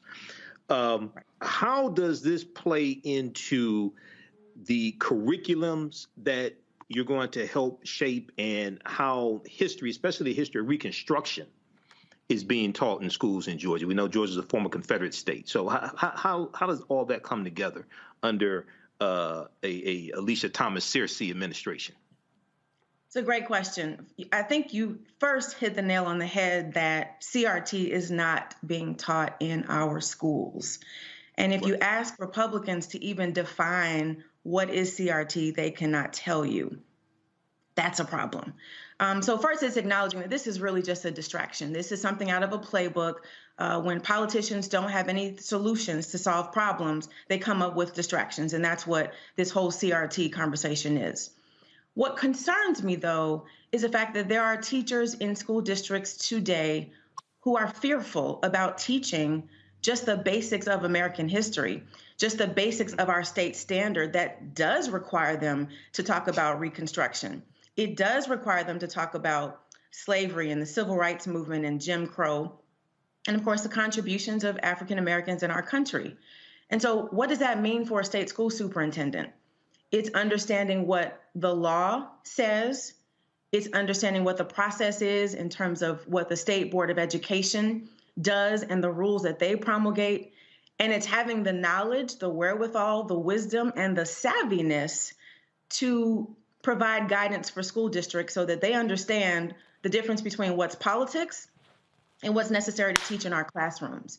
And so as superintendent, with the background that I have, I would make sure that districts are in fact teaching what is in the Georgia standards, which are all of those topics that we just talked about, and frankly, moving it in the other direction, which is making sure that even more of our curriculum is culturally relevant. All right, thank you. All right, then. Well, look, we appreciate it. Everybody got their questions in, right? Yeah, everybody got their questions in. All right, we appreciate it, Alicia. Good luck, and we'll certainly be watching this race to see what happens there in Georgia.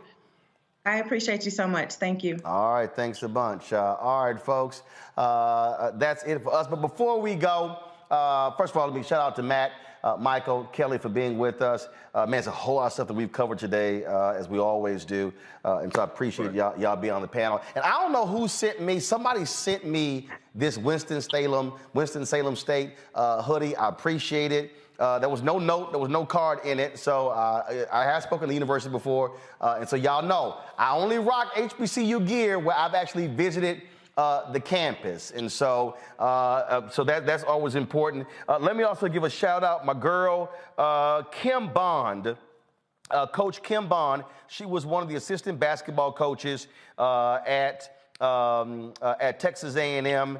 They hired somebody else to actually be the head basketball coach there. She sent me a text message earlier. She actually hit me up while we were on the air. Let me see if I can blow this up down here. All right, y'all, because trust me, the formatting is off. And so she just got hired as the head basketball coach at Southern Illinois University in Carbondale. And she said, look who I ran into today while I was there. And so shout out to the chancellor at Southern Illinois, Austin Lane. He's the former president at Texas Southern University. He's now the chancellor there. And so a great shout out to him. I was texting him. He's a phenomenal brother. He did a great job there. The TSU people screwed up letting him leave and running him away, but that's what happens. What, Matt? What's up? Can I shout out my boy today? My son is 12 years old. My son, Stoney. Just want to wish him happy birthday. Love you, son. Happy birthday to Stoney. All right. Matt shouting out his son, who's a future alpha. All right, then. So, yeah, shout out to Austin Lane, Lauren Lane. But, again, Coach Bond at SIU, congratulations to you. And let's see, Kelly, you got a shout-out. Michael, you got a shout-out since Matt, doing shout-outs. Y'all got something? My son, man. No shame in that. I got you. I let you do it. It's all good. Appreciate you, brother. Shouting out the makers of this amazing Bowie State hoodie. Anything Bowie State I pick up, it's by Gaines. Yes, Gaines. Lord, you might want to know who the hell it's from before you read it. No, I had it and then I forgot it, but it's on the shoulder. But I will post it in my Twitter so that everybody can go and get one.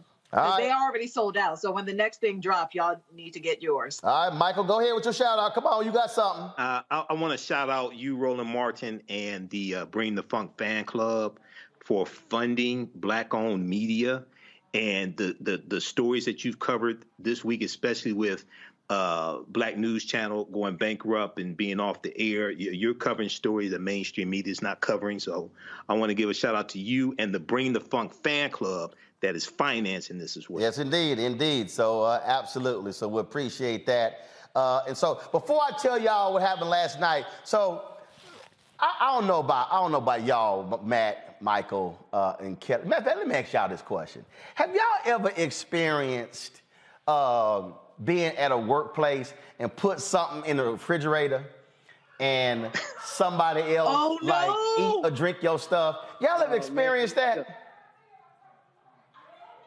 Matt, you ever experienced that? I might have done it if I'm honest. Man, let me tell you something, dog. I came to work today. I had some leftover food yesterday from Cheesecake Factory. I had a business meeting. And so I was like, man, I said, I ain't going to eat at the house. I'm going to come in here. Oh, yeah, Ariel. Oh, yeah.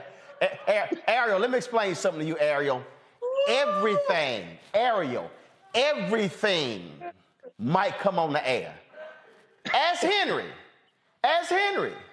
Oh. We were at TV One, and Henry made a comment, like in the back of the studio, that I didn't know you couldn't put aluminum foil in the microwave. Now, he said he was joking. I heard it on the set, and yes, I came back live and talked about it. He had his family members calling, Petey, how you didn't know you couldn't put no aluminum foil in the microwave? So I came in here. I said, yo, I'm going to heat up my food. I said, I got a cold bottle of Snapple in the refrigerator. How I want the disappointment. I'm talking no. I'm talking about. Look, I felt like Della Reese in Harlem Nights when she was like, she said, "What's the goddamn orange juice in the hash? You see those orange juice in the hash in here? Got my mouth all set with some orange juice in the hash." I'm sitting there like, yo, I'm about to heat my food up, get me my cold bottle of Snapple. Why I walk to the refrigerator? We got 2 refrigerators, y'all. 2 refrigerators. Matter of fact, since we live right now, let me show y'all this here. I'm about to go ahead and show. Y'all got the camera? Follow me here. Man, follow me here. I hope it goes over here.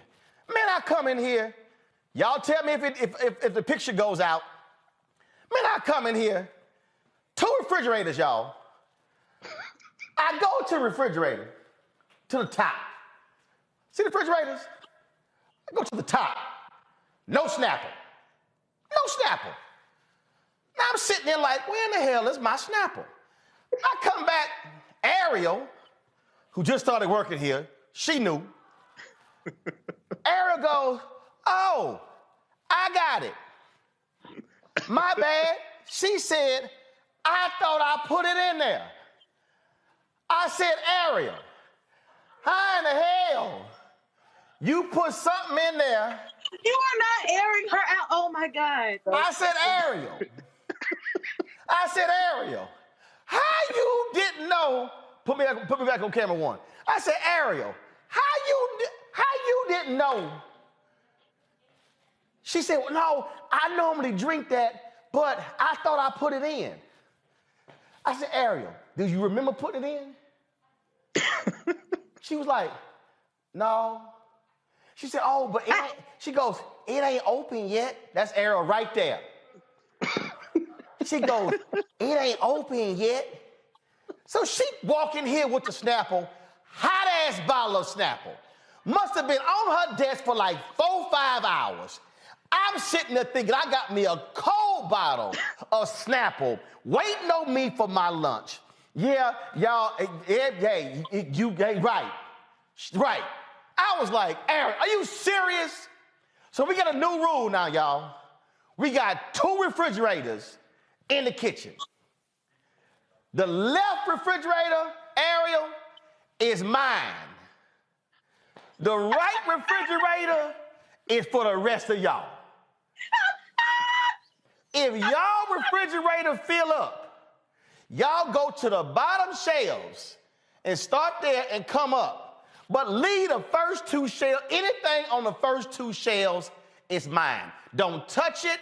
I'm sounding like my daddy. Look, don't touch what's on the first 2 shelves of the refrigerator. We straight?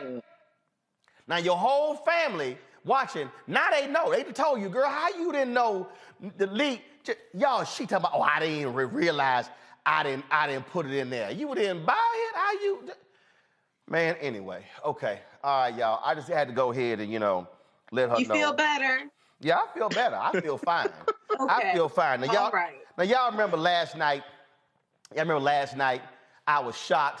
Errol, like, she's shocked right now. She like, damn, yeah, Errol, this a black ass show right here. This the blackest show you have ever, right. You ain't never seen this on ABC, NBC, CBS, CNN. No, this is black. This is blackity black, black-owned media. So last night, y'all, we were on the show, and somebody texted me about saying, I can't believe you're not at the Jodeci Charlie Wilson New Edition concert. I was like, what? I was like, are you serious? I was like, damn. I didn't realize they were in town. So we sitting here, and I was like, man, I'm texting my boys. I'm sitting here, hitting them up, trying to figure out, and I'm like, then I tell Alex, hey man, take my phone. Alex, he over there, he calling them. I'm trying to get him on the line. And so we end the show last night. And so the staff, they were sitting, I cussed them out because they didn't even tell me they were in town. Carol Gant, who's the supervising producer, Carol, yeah, I'm calling names. No, thank you very much. Carol Gant, like, oh, I ain't realized, we had a show. I said, Carol, I could have ran something to go to the damn concert. That's my folks. So I said, well, look, I'm gonna go ahead and just go on over there. I ain't had no ticket. I ain't had nothing, but I am the man. So I just rolled up in there, told him, I said, look, I'm here to see my boys. Just take me backstage. And yes, so to all of the security people at Capitol, what's that called? Capital One Arena? All y'all black. All y'all watch Roland Martin Unfiltered. So they walked me to backstage. I saw my boys. And so I sent the staff the photo y'all just saw right there, me right outside Uncle Charlie's dressing room. And so I got to see them. I got to see my boys, New Edition. We got a chance to talk. Johnny Wilson, Johnny Gill. I hollered at Serena Williams, their sister Isha Pierce last night with the Price, with a great conversation as well. And so it was good to see everybody. It was all good. And so since Carol didn't tell nobody nothing, I'm gonna go ahead and do this, y'all. I'm gonna go ahead and and look, they couldn't go. They couldn't go with me. Cause see, y'all need to understand something. When you ain't got no ticket, you don't bring 2-3 folks with you. I see, I know some of y'all are real black. Y'all got entourages. I know Kelly, Kelly, you probably be rolling with like you and Kelly be like, hey, Roland, I want to swing by. How many with you, Kelly? Me +5? Hell no. Absolutely It can't be not. 6 of y'all. Black women known for that. Y'all be talking about me +5. No. Absolutely not. No, So I just told him, I said, look, can't nobody roll, but I got to guarantee one gonna get in, that's me. So I got in. So Carol, since you love New Edition, Carol says she grew up in a Pentecostal house, and her mom and dad didn't let her listen to nothing but New Edition. It was New Edition, James Cleveland, and Shirley Caesar. And that's all she could listen to.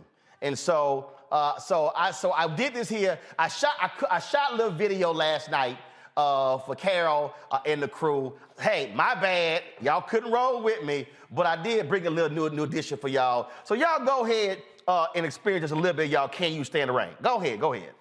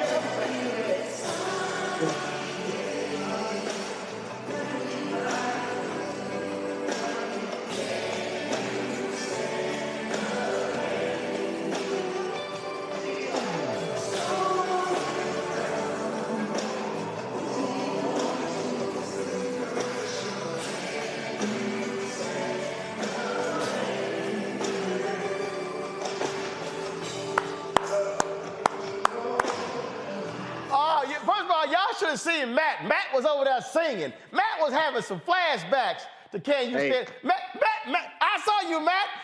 Man, I see everything, Matt. Y'all, Matt was having some college flashback. Matt was like, oh, Matt was even, he was about to do this, y'all. Matt was about to do this. Matt almost did this here, y'all. He almost went. I saw you, Matt. I saw you. I saw you. Yes, sir. Oh, man. All right, y'all. I'm not going to play the whole video. I just want to go ahead and give y'all a little taste. If they come to town, they're going to be in North Carolina soon. So, y'all, man, go check out my man, Uncle Charlie Wilson, New Edition, Jodeci. Maxwell, here tomorrow night. I'll be there. This time I got tickets. So, Max, I appreciate that. Good job. So, I call ahead, Max. So, Maxwell, Anthony Hamilton, we got that. That's it for us, y'all. I appreciate everybody being with us. Great week. Thanks for checking everything out. All the folks who give to the show, man, y'all are doing a phenomenal job. I got to go home, open all them letters, the cash, them checks, and the money orders. But a lot of y'all been giving online as well. I'm going to do a shout out on Monday to all the people who have given in the last 24 hours. Right now, we always close the show out with our Bring the Funk fan club. I appreciate it. And right after the show, we're going to have our 5th part of our Ghana docuseries. Be sure to check it out. And then next week, we'll be debuting our Liberia coverage. So again, a lot of things happening here at Black Star Network. Y'all got to download the app. Apple phone, Android phone, Apple TV, Android TV, Roku, Amazon Fire Stick, Xbox One, Samsung Smart TV. That's it. All right, folks, we about to bounce. Y'all have a great weekend. Have a great April Fool's Day. I'm going to see y'all Monday. Hang in there.